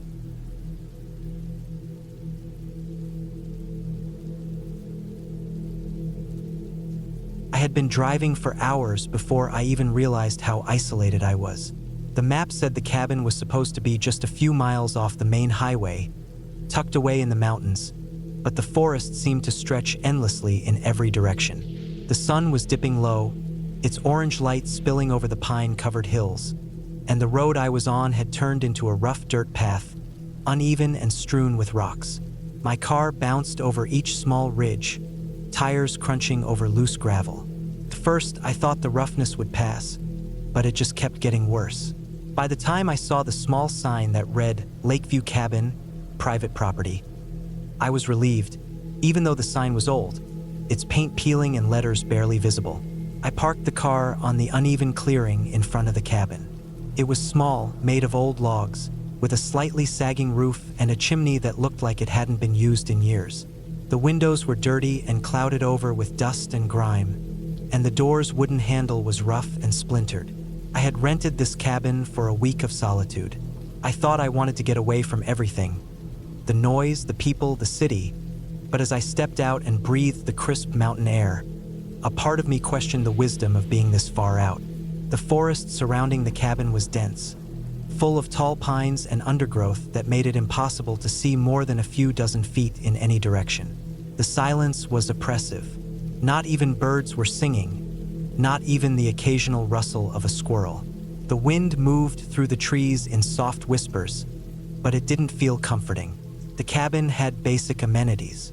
Inside, there was a small wood stove in the corner, a table with 2 chairs, and a narrow bed pushed against the wall.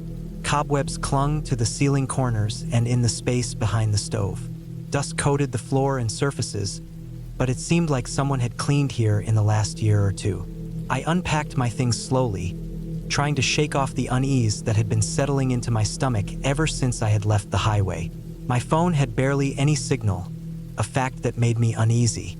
I had told myself it was fine. I had a book to read, food, water, and the wilderness. The isolation was part of the plan. Yet as I stacked firewood in a small pile by the stove, I couldn't shake the feeling of being watched, like the forest itself was pressing in on the cabin, waiting. Night fell fast. The sun disappeared behind the mountains, and the darkness came thick and immediate, filling every corner of the cabin and leaking under the windows in long, black fingers. I lit a small lantern and set it on the table. This glow was weak, but it made the shadows less threatening. I checked the wood stove, arranging kindling and small logs to get a fire going. When the flame finally caught, the warmth was comforting, but the sound of the crackling fire felt almost too loud in the silence. Every pop made me flinch. Every shadow it cast seemed to twist unnaturally against the walls. Sleep did not come easily. I lay in the narrow bed, listening to the night sounds. At first, it was just the wind through the trees. Then, I noticed something else. There was a tapping, faint at first, like sticks hitting wood. I assumed it was a branch against the cabin, but the pattern grew irregular. Pauses, then more tapping. My mind tried to rationalize it, telling me it was the wind, a falling branch, or some animal. But the sound persisted, moving from one window to another, sometimes rapid, sometimes slow. My heart raced, and I stayed as still as I could, listening. After what felt like hours, the tapping stopped. Exhaustion took over, and I finally fell asleep. I woke at first light, the cabin silent except for the soft hum of the wind. I checked outside, circling the cabin. There was no sign of anyone, no footprints in the dirt, only the forest stretching endlessly. Relief washed over me, and I told myself it was nothing. Just nerves, just the isolation playing tricks on me. I tried to make the morning productive, chopping firewood, tidying the cabin, and preparing a simple breakfast on a small camp stove. The tasks grounded me. By mid-morning, I decided to explore the area. The cabin sat on a slight rise, and I could see a narrow trail winding down toward a small lake. The water was dark, reflecting the overcast sky, and the trees leaned close to its edge, hiding it from view until you were almost on top of it.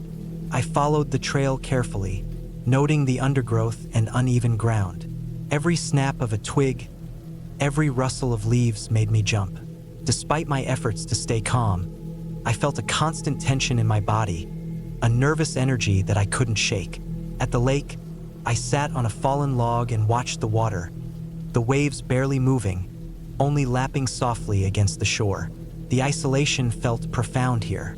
I had expected beauty, serenity even, but there was something in the stillness that felt wrong, like the lake had been untouched for decades and the world had forgotten it. I made notes of where I could fish, where I could gather firewood, and then returned to the cabin as the sun climbed higher. The following day, the tapping began again. I had been inside, sorting some canned food and making a fire when I heard it, soft at first, then more deliberate. I froze, listening. It came from the side of the cabin facing the forest. My first thought was an animal, maybe a deer or a raccoon, but the sound seemed too methodical, too targeted. It wasn't just random. I gripped the handle of a hatchet I had brought for firewood, moving toward the sound. The moment I stepped outside, it stopped. Nothing. Not a rustle, not a movement. The forest seemed still, waiting. I went back inside, my hands shaking. Over the next few days, the tapping continued, always when I was alone, always ceasing when I approached the window or went outside. I became increasingly aware of small details. Footprints that were not mine, disturbed dirt near the edge of the forest, broken branches and patterns that didn't make sense. Each time I rationalized it. Maybe another hiker, maybe an animal, but deep down, I felt someone had been here, watching, lingering at the edge of the forest, too cautious to reveal themselves. By the third night, I decided to be proactive. I barricaded the door as best as I could with furniture, laid logs across the windowsill, and kept the fire blazing. Every shadow seemed exaggerated in the flickering light. I stayed awake, sitting with my back against the wall, hatchet close, listening. The tapping returned just after midnight. It started on the roof, a slow, methodical drumming, then moved to the walls, then the windows. I realized it wasn't an animal, it was deliberate. Someone was testing the cabin, trying to see how I would react. Fear took over. I tried to calm myself, thinking through options. The cabin had no phone signal. The nearest road was a mile away. I had only enough food and water for a week. I couldn't call for help. I decided to wait it out until morning. The tapping stopped just before dawn, leaving an eerie quiet. I had barely slept, barely moved, but by the time sunlight reached the cabin, I was exhausted and trembling. The next day, I took precautions. I collected firewood and stones, creating a makeshift barrier around the cabin. I looked for alternate exits and planned a route back to the main road. I spent hours walking the perimeter, familiarizing myself with every inch of the land. The forest seemed more threatening now, each tree a potential hiding spot. I realized that survival meant I couldn't rely on chance or hope. I had to act with deliberate caution. That night, I heard movement again, but this time closer. The steps were crunching in the dirt just beyond the clearing. I could see them through a gap in the trees. Person, a man. His features were obscured by a hood, but I could see the outline of his body as he moved slowly, deliberately, around the edge of the clearing. I stayed low, watching, my heart hammering. I realized he had been following me, studying me, and the tapping was only a warning, a test. I couldn't let him know I was aware. Morning came and I decided to leave. I packed quickly, leaving everything else behind. The car had been undisturbed, though I noticed fresh footprints leading away from it, matching the figure I had seen. I drove slowly, constantly scanning the trees for any sign of movement. When I finally reached the highway, my hands were shaking, my stomach was tight, but I felt an immense relief. I pulled into a small gas station, breathed fully for the first time in days, and called the police to report what had happened. The authorities took my statement seriously. They returned to the cabin and found evidence of someone else having been there recently. Footprints, broken branches, signs of attempted entry, but no one was caught. They told me it was fortunate I had left when I did, and that whoever had been there could have been extremely dangerous. In the weeks after, I couldn't stop thinking about the cabin, about the isolation, and about how easily someone could exploit it. But I also felt a sense of clarity. I had survived by observing carefully, staying calm, and acting deliberately. I had faced fear directly and made choices that ensured my safety. The experience changed the way I thought about solitude.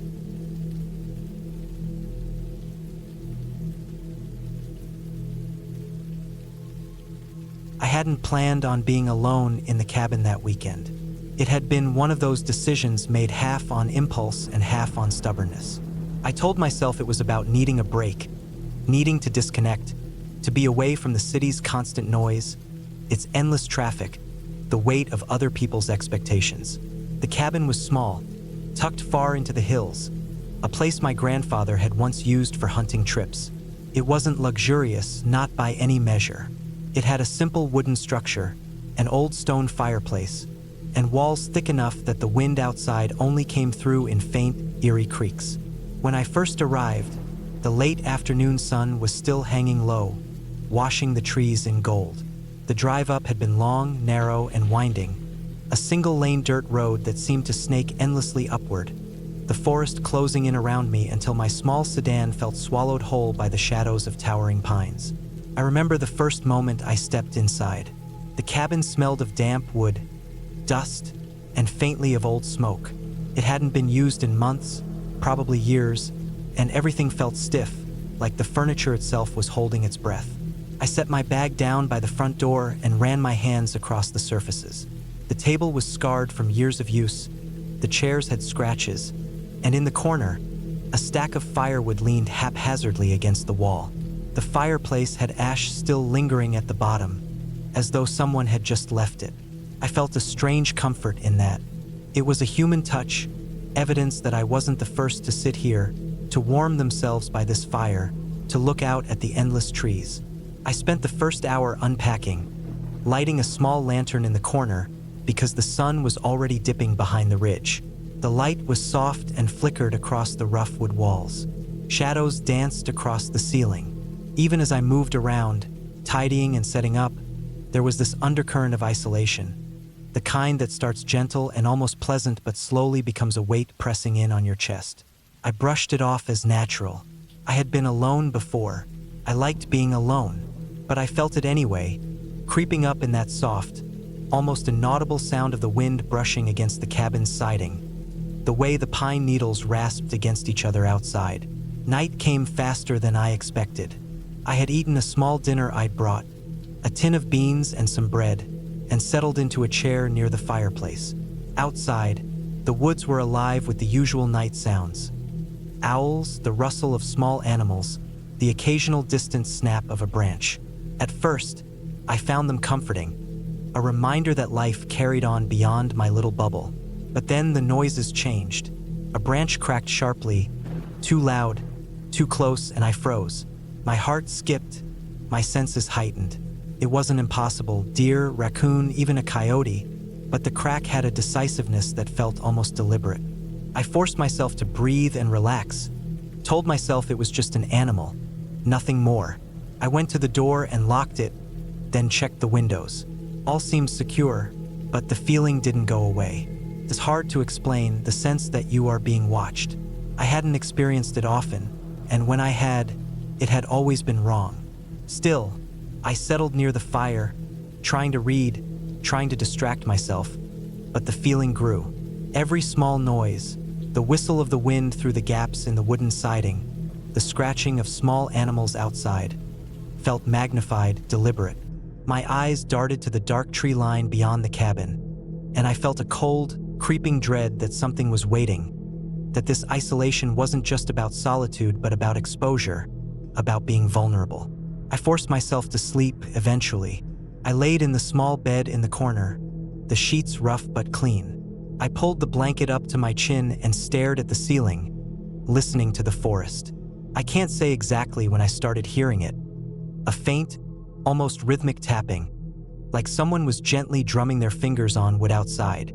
I froze, straining to hear over my own heartbeat. The tapping would stop if I paused, then resume seconds later. I convinced myself it was the wind, that perhaps a branch had been blown against the cabin, a small rock bouncing. But even as I rationalized, my mind refused to let it go. The fear wasn't just for what might be out there. It was for what I realized I didn't know, what I hadn't prepared for. I had planned for solitude, for discomfort, for boredom, but not for the precise, targeted feeling of being watched. The next morning, I decided I needed to get outside, to see if I could spot any animals or find an explanation. I had packed a small day pack: water, food, a flashlight, a first aid kit, and a small hunting knife that belonged to my grandfather. The sun was just rising, brushing the peaks with gold, and for a brief moment, the fear of the night seemed absurd. Everything looked so peaceful, so perfect, the way I had imagined this getaway. I walked the perimeter of the cabin, listening, scanning the forest floor. There were tracks, but only the ones I expected: deer, rabbit, maybe a coyote. Nothing unusual. Still, the impression from last night lingered, a knot of unease that refused to untangle. I returned to the cabin and spent the day trying to distract myself. I cleaned, I organized, I started chopping some firewood. As I worked, I tried to rationalize everything. The mind plays tricks when it is alone, I reminded myself. It fills silence with imagined threats. It magnifies minor noises into terror. I knew all of this, but knowing doesn't prevent the feeling. By late afternoon, the wind began again, harder now, and the soft tapping returned, more insistent. My skin prickled, and I realized I had started to sweat despite the cool air. I tried to convince myself it was birds or a tree branch, but my instincts, honed in small ways by years of hiking and camping, screamed that something was different. Something deliberate was happening. I decided to prepare. I stacked extra wood, made sure the knife was within reach, and even rearranged furniture to block possible entrances. Each step was methodical, logical, yet my heart hammered in my chest as though it had its own will. Night fell, and the dark came quickly. I sat by the fire, listening. Hours passed. The tapping stopped, only to be replaced by soft footsteps, almost imperceptible, circling the cabin. I would freeze each time, straining to hear, my throat tight. Then silence. I couldn't decide if I was imagining it or not, but the tension built inside me, a pressure that made my hands shake. The third day brought rain. I had hoped it would wash away the fear, offer a distraction, but instead it magnified the isolation. The forest grew dark and heavy under sheets of gray clouds, the smell of wet pines strong in the air. The tapping came again, but now it was joined by scraping, a slow, deliberate sound moving along the exterior walls. My imagination wanted to fill it with humans, with some intruder, but I kept trying to stay rational. I checked the doors and windows over and over. Every latch was secure, every plank of wood solid. And yet, the sound persisted. I realized I couldn't just sit. I had to see to understand. I grabbed my flashlight, jacket, and knife, and went outside despite the rain. The forest was dense, slick with wet leaves and mud. I moved carefully, shining the flashlight along the trunks, the underbrush. There was nothing at first. Then I noticed the footprints in the mud, small and narrow, human, moving around the cabin in a circuit. I froze. The tracks were fresh. Someone had been here while I slept, walking around, watching. I traced them, trying to follow the path, but the mud was soft and the rain had begun to blur the edges. Panic surged. My rational mind told me to retreat, to lock myself in, but a part of me, the survival part, wanted to understand how far they had come. The tracks ended at the edge of the woods. No signs of entry, no disturbance beyond the forest line. Whoever it was had been careful, almost surgical. The thought made me realize I wasn't just dealing with fear. I was dealing with a calculated, observant person. Not wildlife, human. I returned to the cabin and barricaded the doors as best I could. I remembered the small trapdoor in the back, leading to a crawl space under the cabin. I had never used it, but it seemed like a safe place in a desperate situation. I set up a small flashlight there and stocked water and food. I felt ridiculous, but I also felt alive, the part of me that had survived camping accidents and minor injuries kicking in. I spent hours in that small space, listening as the wind and rain battered the cabin, and the tapping and scratching never stopped entirely. Sometimes it paused for long stretches, as though whoever was outside was watching, waiting. I slept fitfully, curled up with the knife across my chest. The fourth day, the rain stopped. The sun emerged briefly, casting shafts of light across the forest floor. I realized I had to leave. The idea of staying another night was unbearable. I had a map, a GPS, and a cell phone with limited signal.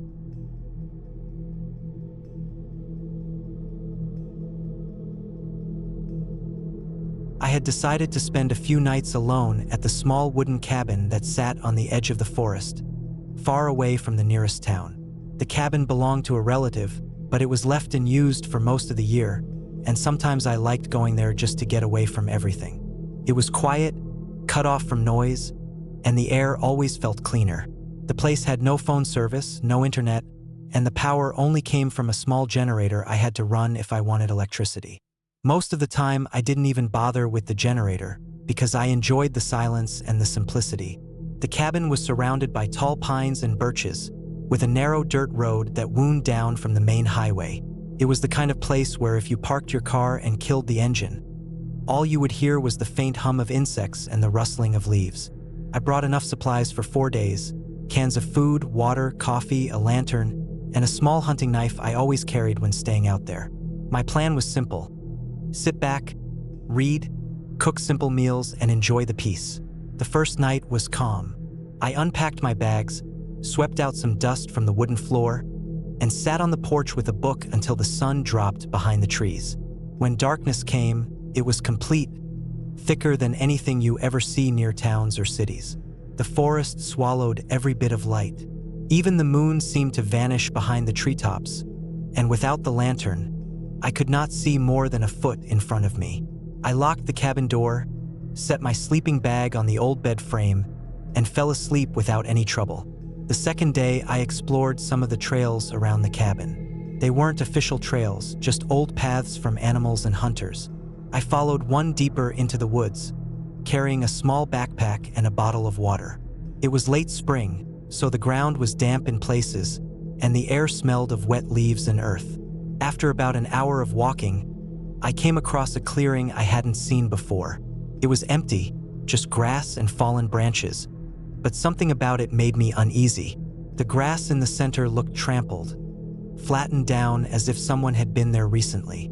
I stood for a while, listening, but the woods were silent except for the occasional crack of a twig.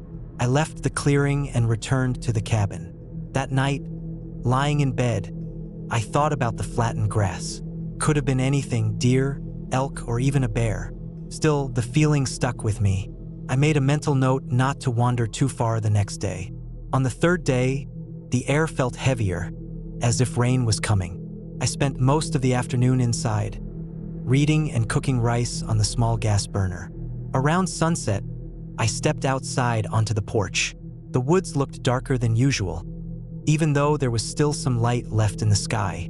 I scanned the tree line without knowing why, as if expecting to see something. I saw nothing but the trees swaying in the breeze. Still, the uneasy feeling from the day before returned. That night was when things started to change. I had been asleep for a few hours when I woke suddenly. At first, I wasn't sure what had woken me. The cabin was silent except for the ticking of the lantern cooling on the table. I sat up in bed, straining to listen. That was when I heard it. Faint footsteps outside, slow and deliberate, moving through the grass near the porch. I froze. My first thought was that it might be an animal, but the steps sounded too heavy, too steady. An animal would move differently, quicker, uneven. These sounded like a person's steps. I stayed perfectly still, barely breathing, waiting for them to fade. After what felt like a full minute, the sound stopped. I waited longer, staring at the ceiling, my ears straining. Finally, I forced myself to lie back down, though I didn't fall asleep again for a long time. In the morning, I stepped outside to check around. The ground was damp from a light rain, and I saw faint impressions in the mud leading from the tree line to the porch. They were shoe prints, not animal tracks. They weren't mine either. I could see my own boot prints near the steps, and these were different. Smaller, narrower, as if from sneakers. I followed them a few feet, but they disappeared into the thicker grass and leaves. My chest felt tight as I stood there staring at the woods. Someone had been outside the cabin in the middle of the night. I tried to calm myself by thinking of explanations. Maybe it was a hiker who had lost his way, or a hunter passing by. Maybe someone had just cut across the clearing near the cabin and hadn't meant anything by it. Still, the thought of a stranger walking so close while I was asleep inside made my stomach twist. I spent the day uneasy, checking the windows every so often, walking the perimeter, and making sure the door was locked. By evening, I decided to run the generator for a while so I could have some extra light. I hated how dark the woods got at night, and I wanted to make sure the inside of the cabin was bright enough to make me feel less cornered. When I went to bed, I kept the lantern burning low. Again, I woke up in the middle of the night. This time, there was no sound of footsteps, but I felt something, the unmistakable sense of being watched. I lay flat, staring at the wooden ceiling, every nerve in my body awake. After half an hour, I forced myself to get up and peek through the curtain on the nearest window. At first, I saw only blackness, the reflection of my own face in the glass. Then my eyes adjusted, and I noticed something at the edge of the trees. A shape, faint, almost blending with the dark, but still there. A figure standing between the trees, not moving. I pulled away from the window, my heart slamming in my chest. I sat back on the bed, gripping the handle of the knife I kept near me. For hours I stayed like that, too afraid to look again. Eventually, when dawn came and light filled the cabin, I dared to peek outside once more. The figure was gone. The next morning, I went to check the tree line where I thought I had seen it. The ground was uneven, soft from the rain, and sure enough, there were fresh footprints leading away. Whoever it was had been standing there for a long time, watching the cabin. I followed the prints a short distance before they veered off into thicker brush where I couldn't track them anymore. At that point, I wanted to leave.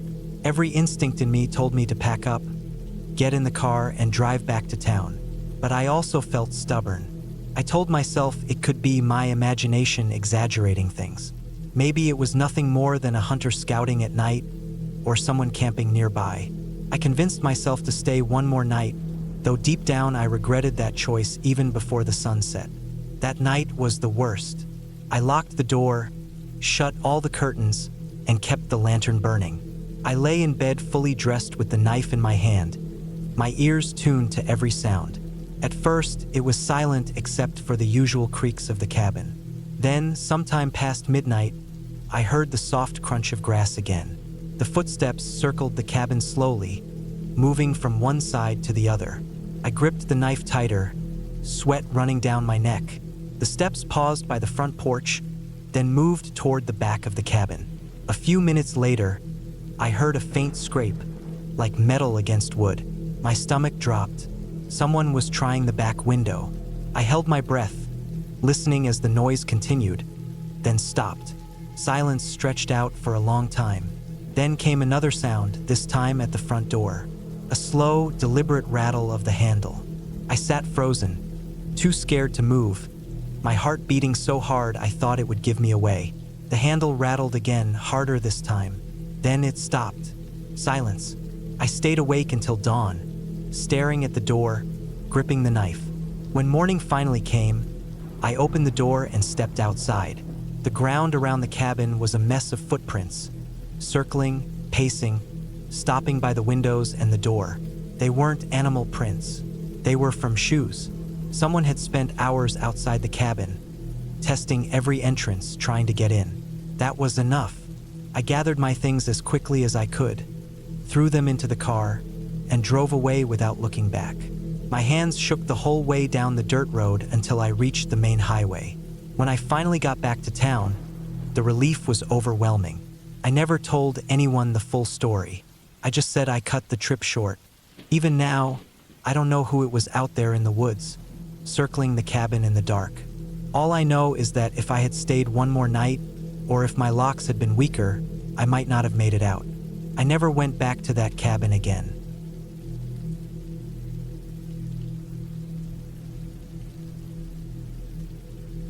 I had rented the cabin because I thought a few days away from everything would clear my head.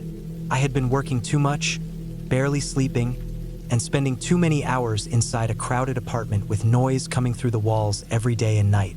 A friend had once told me about a cabin deep in the woods where there was no phone signal, no neighbors, no interruptions of any kind. At first, I wasn't sure if I wanted to be that cut off from the world, but the more I thought about it, the better it sounded.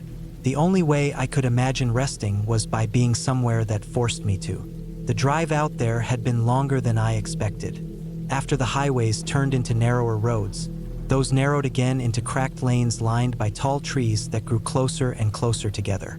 By the time I got near the cabin, it already felt like I was in another world. The air was colder, the trees blocked most of the sunlight, and the sound of traffic was long gone. I parked near the cabin and carried my bag inside. The place was small, with one main room and a bedroom, plus a bathroom that barely fit its fixtures. The wood inside smelled old, like it had soaked in decades of damp air. The windows were simple and square, with curtains that looked like they hadn't been washed in years. There was no television, no radio, and of course no phone signal. At first, that felt freeing. I could hear nothing but the wind through the trees and the occasional creak from the wood, as if the cabin itself was stretching its joints after being left alone. I unpacked slowly, setting my bag by the bed and placing a flashlight and extra batteries on the small table near the window. I had brought enough food for a few days, things that didn't need refrigeration since the cabin had no electricity. There was an old wood stove in the corner, though with a small stack of chopped logs beside it. I imagined I'd spend evenings sitting beside it, reading from the book I had brought. The first day passed quietly. I walked around the woods near the cabin, following narrow paths that twisted around rocks and fallen trees. I listened to the sound of birds and the rustling of small animals in the underbrush. I felt calmer than I had in months. By the time night fell, I had settled into the idea that I'd finally found the peace I was looking for. That night, though, things began to feel different. The forest at night is nothing like the forest in the day. When the sun set, it was as if a switch had been flipped. The silence was heavier, broken only by occasional cracks from branches or sharp calls from unseen animals. Inside the cabin, the air was still and dense. I lit a lantern and set it on the table, its dim light stretching long shadows across the walls. I lay in bed, listening. At first I thought it was just my mind adjusting, but after a while I noticed patterns in the sounds outside. Twigs breaking, steps that seemed slower and heavier than any animal I had heard during the day. They would come, then stop, then start again, closer. I told myself it was deer, or maybe a bear. Animals roamed these woods freely, and I was in their territory. Still, I couldn't shake the feeling that the sounds were deliberate, like something was moving carefully, like it was watching. I stayed awake for hours, staring at the ceiling while my heart thudded in my chest. At some point, exhaustion won, and I drifted off. The next morning, sunlight poured in through the cracks in the curtains, and everything seemed almost normal again. I made coffee on the small stove and tried to laugh at myself. Of course, the woods would sound strange at night.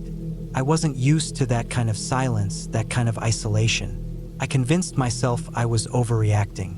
But when I stepped outside, I froze. In the soft dirt by the edge of the cabin were footprints. They were human without shoes. The toes and heels were pressed clearly into the earth, leading from the woods straight toward the cabin wall. I followed them with my eyes, tracing the line until they stopped right under the window near where I had been sleeping. I stood there for a long time, my hands shaking. My first thought was that maybe they weren't fresh. Maybe someone had been here earlier in the week, walking barefoot near the cabin for some reason. But the ground was damp from last night's dew, and the prints were sharp, not worn. They were fresh. I walked around the cabin, scanning for more. On the far side, I found another set leading back into the trees. Whoever had come here hadn't just wandered by. They had approached the cabin, stopped at the window, then left again. The thought made me sick to my stomach. I tried to calm myself, telling myself it could have been some local, maybe a hunter or a hiker who had lost their way and then turned back. But what kind of person walked barefoot through woods filled with sharp rocks and branches? I spent most of that day restless, pacing inside the cabin and checking outside every so often. I no longer felt like I was alone in the woods. The air seemed thicker, heavier, as though I was being watched. When night came again, the fear came back stronger. I lay in bed, every muscle tense, listening for the sounds. Hours passed, and then I heard them. The same deliberate steps, branches cracking slowly as though someone was carefully testing each one before moving forward. My throat went dry. The steps grew closer, stopping just outside. Then I heard the faintest scrape against the window. I didn't move. I barely breathed. My flashlight was within reach, but I was too afraid to grab it, terrified that even the smallest movement might be heard. I stared into the darkness, my heart hammering so loudly I thought whoever was outside might hear it. The scraping lasted a few seconds, then stopped.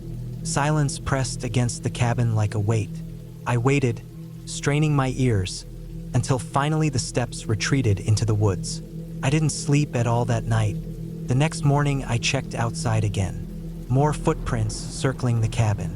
Whoever it was had been moving around, slow and careful. They had come back and they hadn't gone far. I thought about leaving, but the road was long and rough. I wasn't even sure my car would handle it well if I tried to rush out in a panic. And a part of me didn't want to believe I was in danger. I told myself it was just some strange local, someone odd but harmless. Maybe they lived nearby, maybe they liked messing with outsiders who rented the cabin. But that didn't explain why they kept coming back at night, why they kept circling. That third night was the worst. I stayed up with the lantern burning, clutching the flashlight in my hand. Every sound outside made me jump. For hours nothing happened, but then, sometime after midnight, I heard something new. It wasn't footsteps this time. It was the sound of something metallic, faint but unmistakable. A soft rattle, as though someone was trying the handle on the cabin door. I froze in place, staring at the door, my chest tight. The handle moved again, just barely, but enough that I saw the latch shake. Someone was out there trying to open it. I gripped the flashlight so hard my fingers hurt. The door didn't open, the old lock held, but the sound of it being tested over and over was worse than anything else I had experienced. Whoever was out there wanted in. After what felt like forever, the rattling stopped. I heard slow steps on the porch, then silence. I didn't move the rest of the night, sitting in the chair with the flashlight pointed at the door until the sun finally rose. By then, I had made my decision. I couldn't stay. I packed my bag as fast as I could, loaded the car, and started down the rough road out of the woods. My hands were shaking so badly I could barely grip the wheel. I kept checking the mirror, certain I'd see someone following.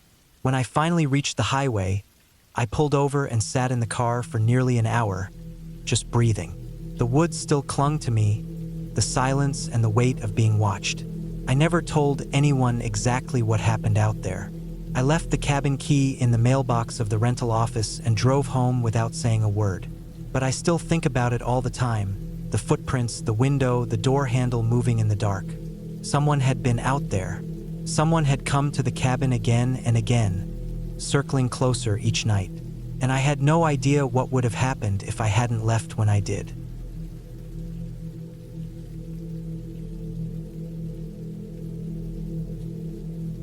I had been needing a break from everything. Life had become loud and busy, and I thought a few days alone in a small cabin far away from the city would help clear my head. A friend of mine had once mentioned a place he had stayed in up north, tucked inside thick woods near a quiet lake. I searched for something similar, and eventually found a listing online for a small cabin that looked simple but private.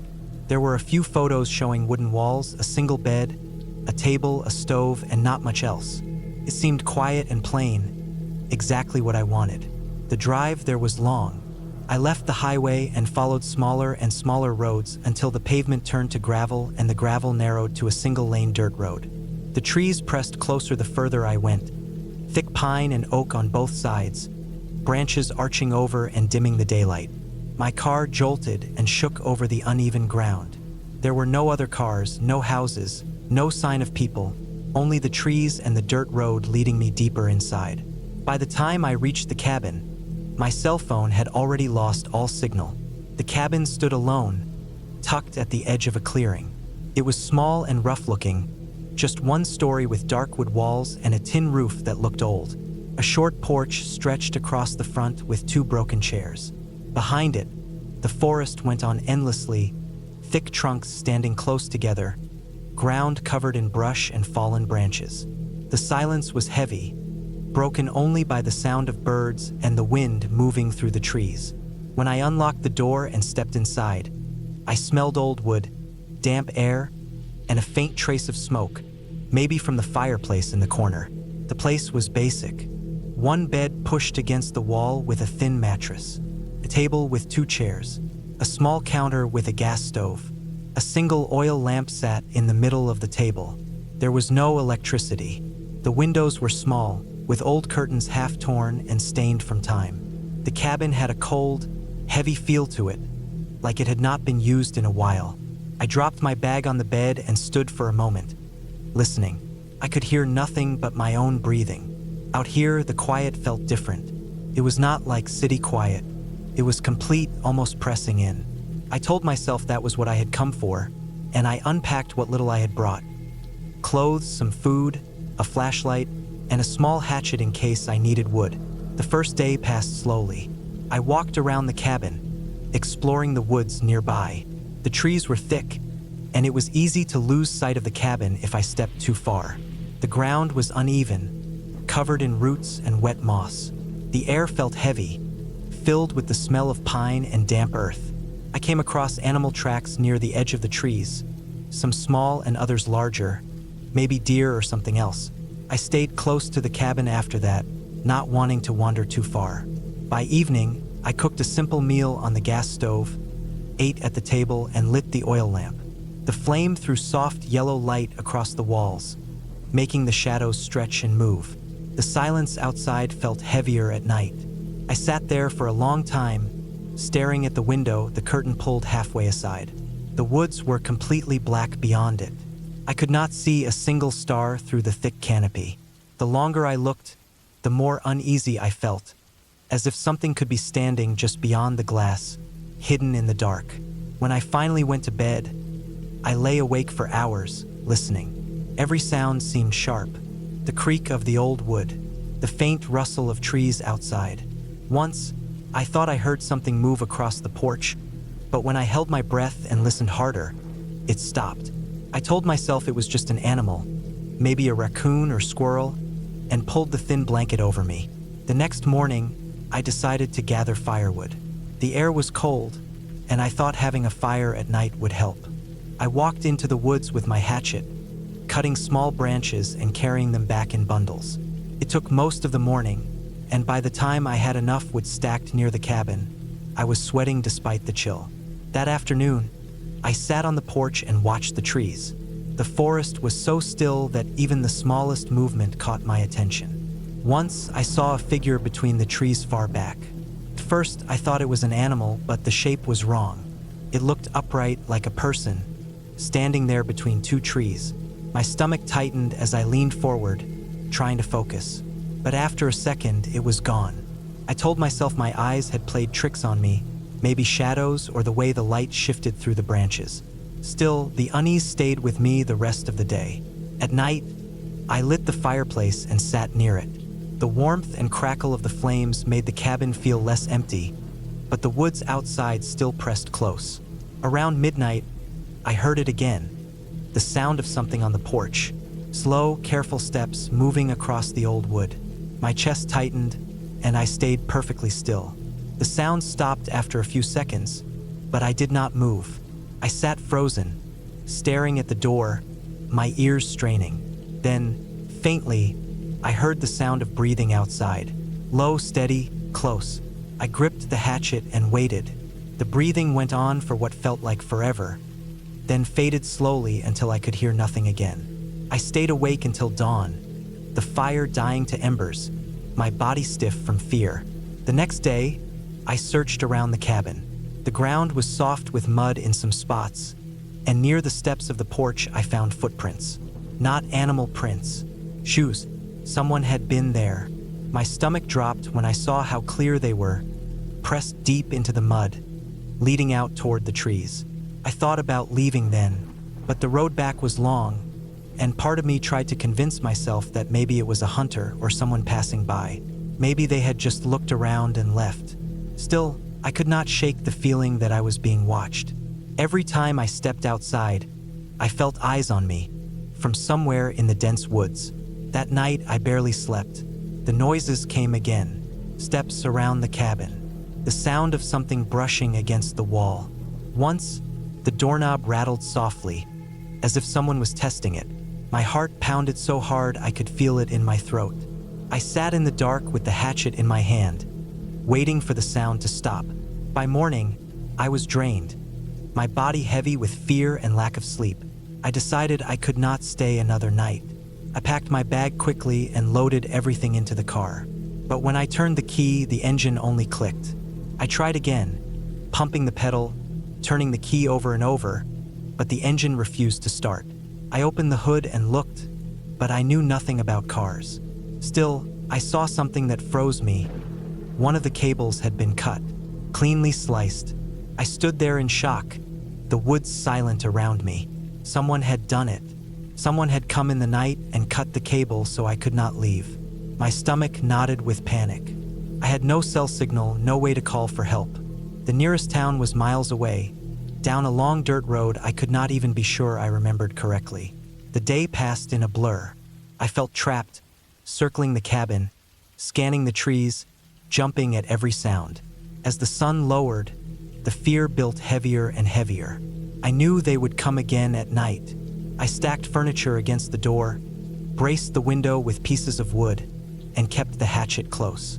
That night was the longest of my life. The noises started not long after dark. Footsteps, slow and steady, circling the cabin, scraping sounds against the walls. Once, a loud bang shook the back of the cabin, as if someone had slammed into it with their shoulder. I sat by the door, my hands sweating on the handle of the hatchet, waiting. At some point, I heard the sound of something sliding against the window, a hand pressing slowly across the glass. I froze, staring at the curtain, the faint outline of fingers moving behind it. My breath caught, and for a moment I thought they would break through.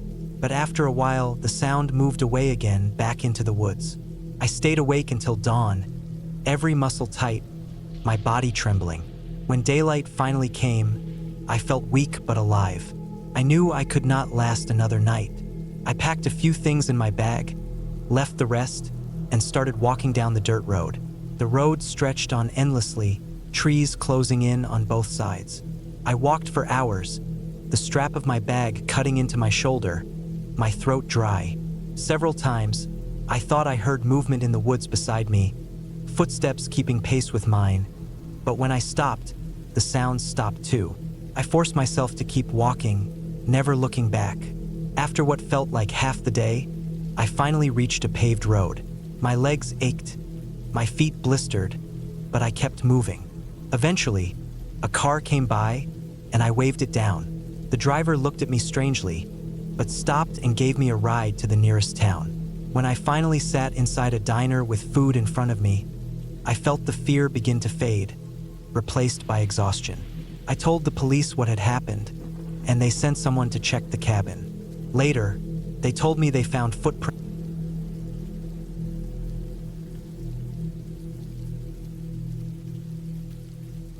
I had planned the cabin trip for months. The idea of being far from everything, tucked away in the quiet woods with nothing but trees, water, and silence around me, felt like the kind of escape I needed. Life had been draining me dry, and I wanted to shut the world out for a while. The cabin I found was not some rental with Wi-Fi or fancy furniture. It was an old hunting cabin deep in the forest that a friend of a friend said I could use if I wanted. It had no power, no running water, no comforts. Just 4 walls, a roof, and a wood stove. That was exactly what I wanted. The drive out there took me through back roads that got narrower and rougher until it was nothing but a dirt track cutting into endless trees. My cell phone had lost signal more than an hour earlier, and I knew once I got out there, I was cut off. I carried enough supplies for a week. Canned food, rice, water jugs, firewood, a lantern, and my old camping gear. I also had my hunting knife and an axe for wood. My plan was simple: rest, write in my notebook, walk around the woods a little, and let myself sink into the quiet. The cabin was smaller than I expected when I first pulled up to it. The wood was dark and weathered, the roof dipped on one side, and the porch leaned in a way that suggested no one had touched it in years. When I stepped inside, the air smelled of old wood and dust. There was a single table, a chair, a cot with a thin mattress, and the stove. A window on the left wall was cracked in one corner, but it was still intact. The silence inside was heavier than I thought it would be. It was not like the soft quiet of being in my house with everything turned off. It was the kind of silence that pressed down, broken only by the occasional bird outside or the creak of the wood when I shifted my weight. The first day went as I expected. I unloaded the truck, stacked wood inside, set up my lantern, and cooked some rice with beans on a small camping stove I had brought. Afterward, I sat outside on the porch as the sun dropped lower, watching the light cut through the trees in long golden beams. By the time night came, I was wrapped in my sleeping bag, listening to the faint crackle of the stove and the distant sounds of crickets. Felt peaceful. The second day, I hiked a little deeper into the woods. I didn't plan to go far, but I ended up walking a couple of miles. The ground was damp in places, and I saw animal tracks in the mud near a stream. Deer, raccoon, maybe even bear. Nothing unusual. I turned back before the light faded too much and cooked again that night. It was still peaceful. The third night is when I first felt something shift. I had been sitting outside just before dusk, writing in my notebook, when I heard a sound that didn't fit. It wasn't a bird or a squirrel. It wasn't even the rustle of wind. It was heavier, a branch cracking under weight. At first, I assumed it was a deer moving around. I even hoped I might spot it if I stayed still. But the sound didn't drift away like an animal wandering. It paused, then came again, a little closer, like something was walking slow, deliberate steps. I sat very still, my pencil frozen over the page. I looked out into the trees, but the shadows were thickening as the sun dipped, and I couldn't see much. I waited, listening. Then it stopped completely. No more steps, just silence again. After a while, I shook it off. It had to be a deer or maybe even a black bear. Nothing unusual. I went back inside, locked the door even though the lock was nothing but an old rusty latch, and settled in for the night. But I didn't sleep well. Every sound outside seemed sharper, louder. I kept waking up, straining to hear through the silence, half expecting to catch another step outside. My heart would pound, then eventually calm, only for me to drift back into shallow sleep and wake again. The fourth day, I tried to shake it off. I chopped wood, cleaned up the small cabin, walked down to the stream to refill water. I told myself I was overthinking, but something stayed with me, a kind of unease that I couldn't push down. It was like I wasn't alone out there, even though I hadn't seen anyone. That night, it happened again. I had just blown out the lantern and lay down when I heard it. The same sound, a step outside. Slow, careful. My body tensed, and I held my breath. The sound circled the cabin, not close enough to be right against the wall, but close enough I could follow it in my head. One step, a pause, another, the ground crunching slightly under weight. My mouth went dry. I lay there in the dark, gripping the handle of my knife inside the sleeping bag. The steps moved, then stopped. For a long time, nothing, just silence so thick it rang in my ears. I thought maybe it was gone. But then I heard a soft scrape against the side of the cabin, like a hand brushing wood. My chest felt tight, and I barely breathed. Eventually, the sound stopped. I stayed frozen, not daring to move, until exhaustion pulled me into restless sleep. By the fifth morning, I knew something was wrong. If it had been an animal, it would have wandered away. This was different. Something or someone was out there. I thought about leaving, but the truck was parked right outside, and if someone was watching, they would see me packing. I told myself I could handle one more night and leave the next morning. That day dragged slow. I stayed close to the cabin, barely stepped outside except to grab wood. Every noise in the woods made me twitch. My hands shook when I cooked dinner. When night came, I left the lantern on longer than usual, even though I knew it was better not to draw attention. Finally, I forced myself to blow it out and lay down. This time, the steps came earlier. I hadn't even started drifting off when I heard them. Closer, slower. I could hear weight pressing the ground, dry leaves cracking. My skin prickled as the sound circled again, stopping sometimes, then starting again. My throat tightened when I heard the porch creak. Something was on it. The latch rattled, just once, soft like someone testing it. My whole body went cold. I didn't move, didn't breathe. The latch clicked once more, then stopped. After that, silence stretched so long it hurt. I stayed awake the entire night, gripping my knife, eyes fixed on the door even though I could see nothing in the dark. By morning, my decision was made. I had to leave. I stuffed my gear into bags as fast as I could, threw everything into the truck, and started it up. The engine roared, and for the first time I felt relief. I pulled onto the dirt track, heart pounding with every bump as I put distance between me and the cabin. But a mile down the track, I saw something that froze me. In the soft mud at the edge of the road were footprints.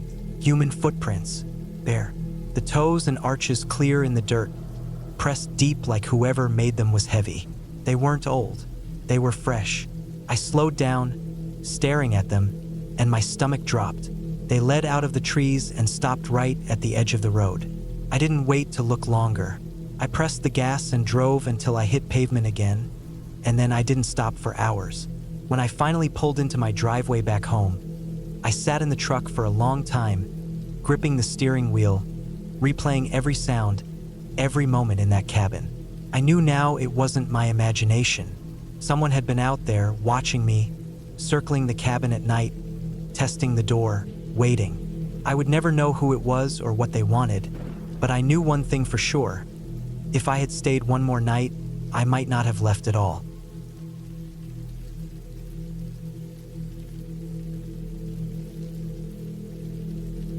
I decided to take a trip to the mountains at the end of summer, thinking it would be a good way to clear my head and get away from the noise of daily life.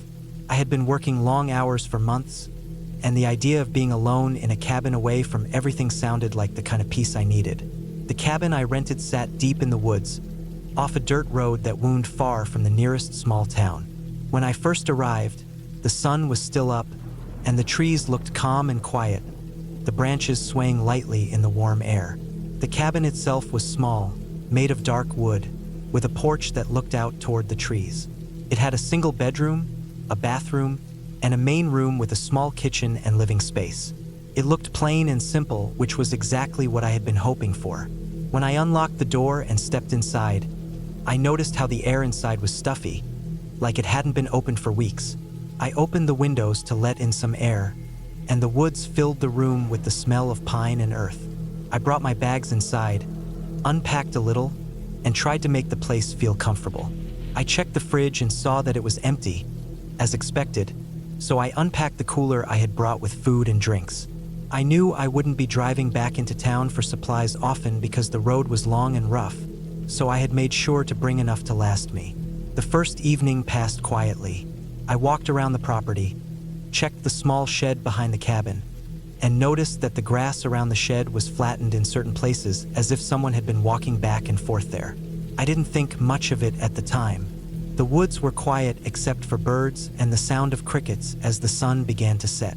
By nightfall, the air grew colder, and I made a small fire in the fireplace. The cabin creaked sometimes when the wind blew, but that was normal for old wooden places. I went to bed feeling relaxed, thinking I had made the right choice in coming here. The second day, I hiked a trail I found behind the cabin. It wasn't marked, but it was clear enough to follow, and it led up a small hill with a view of the valley below.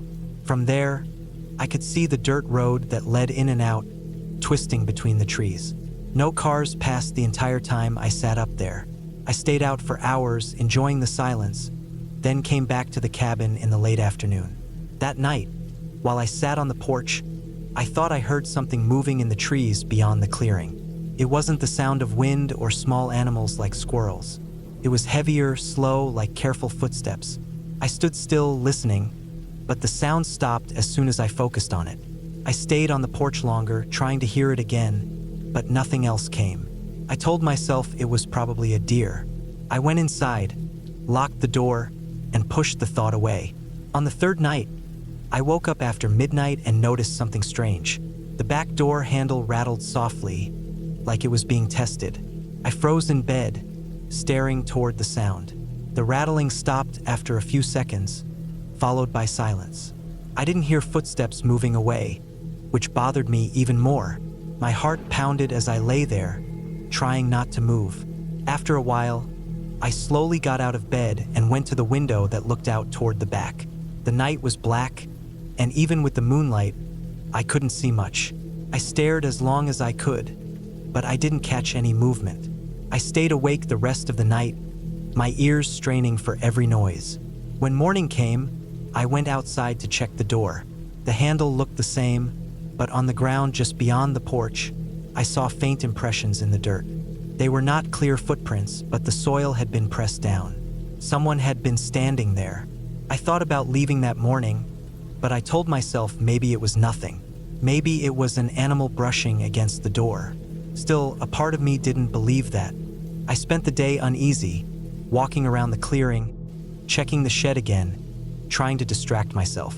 By evening, I felt a little calmer, but I decided to double-check the locks.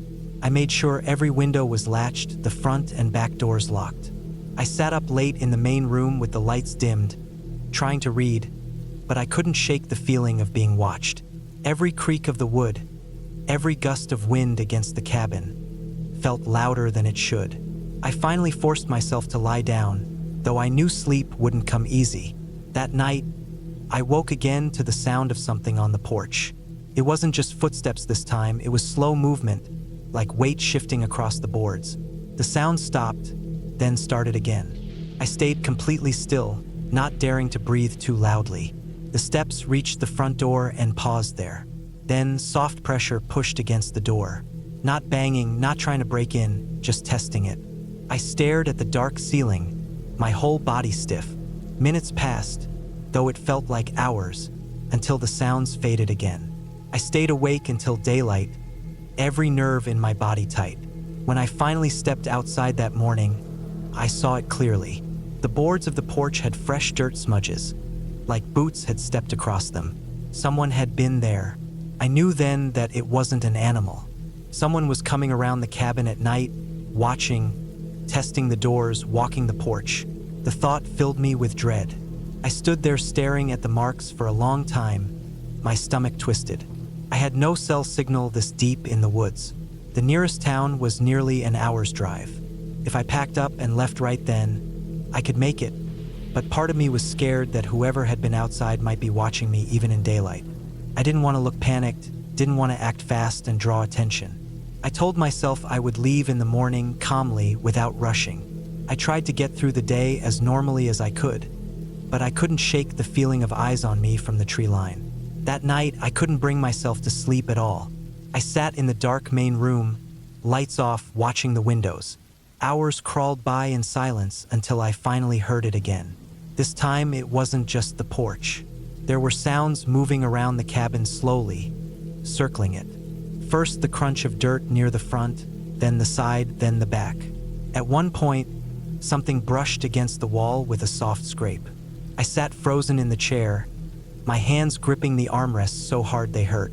Then the porch creaked again, and faint pressure touched the front door, testing it, pushing lightly as if checking how solid it was. I didn't move. I barely breathed. Eventually, the sounds drifted away, but I didn't relax until the first faint light of dawn. The next morning, I decided I couldn't wait any longer. I packed my bag quickly, trying to keep my hands steady, and loaded the car. I stepped back onto the porch one last time, and my stomach dropped when I saw what had been left behind.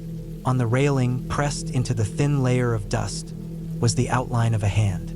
Clear, human. Someone had been leaning there, watching the cabin, watching me inside.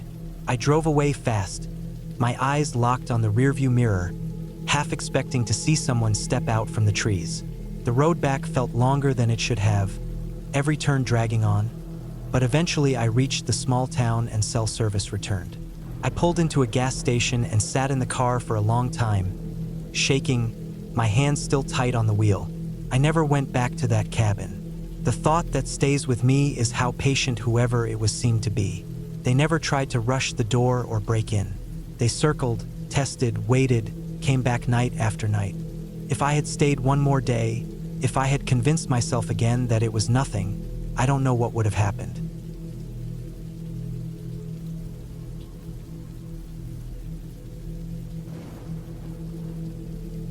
I never thought much about staying in a cabin deep in the woods until I did it alone. It sounded peaceful at first, a way to get away from the noise of everything and clear my head. The idea of silence, of being away from people, of hearing only the wind and the trees, felt like something I needed at the time. I didn't see the risks the same way I do now. I thought about comfort, quiet, and freedom. I didn't think about what it feels like when you are so far from help that no one could possibly hear you if something went wrong. The cabin I rented was about 20 miles off the main highway. The last stretch was a dirt road that twisted through dense pine forest. The trees stood tall and close together, their branches blotting out the sky in places, and the deeper I drove, the darker it got. My phone signal dropped off completely halfway down the road. By the time I reached the cabin, it was clear I was cut off from everything, completely alone. The cabin itself was simple, made of old logs that had darkened over time. The roof sagged slightly in the middle, and the porch creaked when I stepped onto it. Inside, it smelled like dry wood and dust, the kind of smell that hangs in old buildings that don't see many visitors. There was one small bedroom, a kitchen with an old stove, a fireplace in the main room, and a bathroom with a weak shower. There wasn't much else. A couple of chairs, a table, a bed with a mattress that looked older than me. No television, no internet, nothing modern except the gas stove. At first, it felt freeing. I unpacked my things, set up some food I'd brought in a cooler, and got comfortable. I noticed how quiet it was. Not the kind of quiet you get in the suburbs at night, where you still hear a car drive by every now and then. This was complete silence. No hum of power lines, no sound of planes overhead, no voices, nothing. Only the occasional groan of the trees shifting in the wind. I told myself it was perfect. The first day passed without issue. I chopped some firewood behind the cabin, explored a bit of the trail that led away from the property, and sat on the porch until the sun went down. As darkness spread, the forest became a wall of black. No streetlights, no distant glow of a town, not even the faint outline of hills, just blackness pressing against the cabin. I lit a lantern and stayed inside. That first night I slept lightly. Every noise woke me, the creak of the cabin as it settled, the scratch of tree branches brushing against the walls, the faint rustle outside. Each time I told myself it was nothing, but I couldn't shake the thought that there was nothing around me but forest. If something happened, no one would know. On the second day, I went for a longer walk. The trail behind the cabin wound deeper into the trees. The forest floor was thick with pine needles, soft and muffled. I walked about 2 miles before turning back, making sure I didn't lose sight of the trail markers. Still, I had the strange feeling of being watched. I kept glancing over my shoulder, seeing only trunks and shadows. The woods have a way of making you feel exposed even when you're alone. When I returned, I noticed something odd. The pile of firewood I had stacked was scattered. At first, I thought maybe it was an animal, maybe a raccoon or something knocked it over. But the way the logs were spread didn't seem random. It looked like someone had walked through them, like a boot had kicked them aside. I stood there staring at it, trying to make sense of it.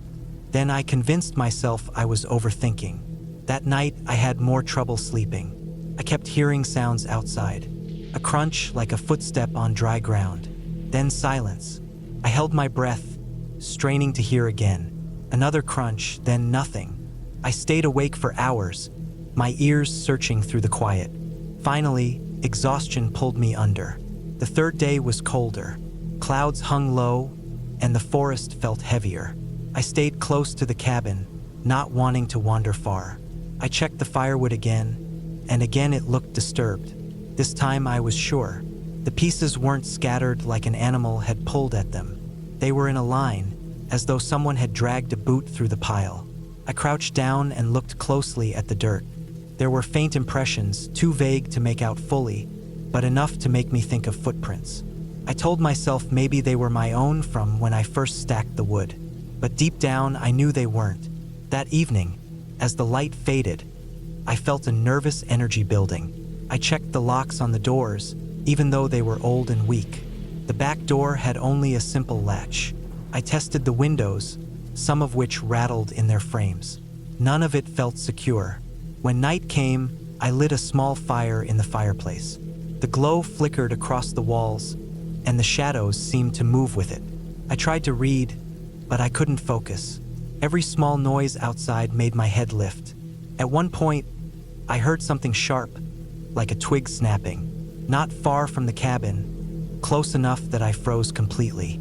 I didn't move for several minutes, waiting, listening. There was no follow-up sound, only silence pressing against the walls. I barely slept at all that night. When I did, I dreamt of footsteps circling the cabin, stopping at each window, then moving on. By the fourth day, I was shaken. I started to consider leaving early, but the thought of driving that long dirt road in the dark bothered me more than staying. I decided to stick it out one more night, planning to leave the following morning. Around mid-afternoon, I walked to the edge of the clearing the cabin sat in. The grass was damp, and the trees swayed in a light wind.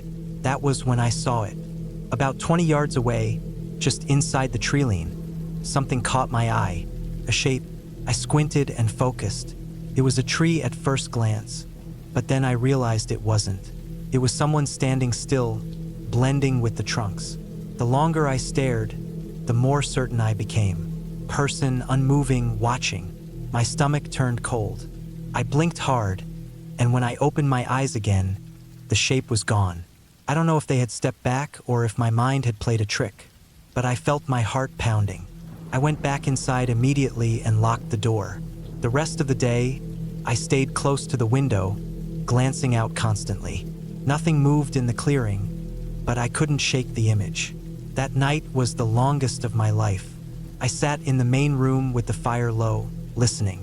Around midnight, I heard it again. The crunch of footsteps outside. Slow, deliberate. This time, there was no mistaking it. Someone was walking around the cabin. My throat tightened, and I stayed perfectly still, straining to follow the sound. The footsteps circled, pausing near the back door, then moving toward the side window, then around to the front porch. The wood groaned under the weight. I sat frozen, every muscle tense, the sound of my own heartbeat pounding in my ears. The footsteps stopped at the front door. Silence stretched, then a faint scrape, like fingers brushing against the wood. I wanted to grab something, anything to defend myself, but I was too afraid to move. Minutes passed like hours. Then slowly, the sound of footsteps retreated, fading into the forest. I didn't sleep at all. I stayed in the chair until the sky began to lighten. As soon as it was bright enough, I gathered my things. I didn't care about breakfast or packing neatly. I threw everything into my bag, grabbed my cooler, and loaded the truck. My hands shook as I turned the key, half expecting someone to step out of the trees. The road out felt endless, the forest pressing in on both sides. I didn't breathe easy until I reached the highway and saw another car. The relief washed over me, heavy and exhausting. Even now, back in the safety of the city, I think about it. I think about the firewood scattered, the shape in the trees, the footsteps circling in the night. I know what I heard. I know I wasn't alone out there.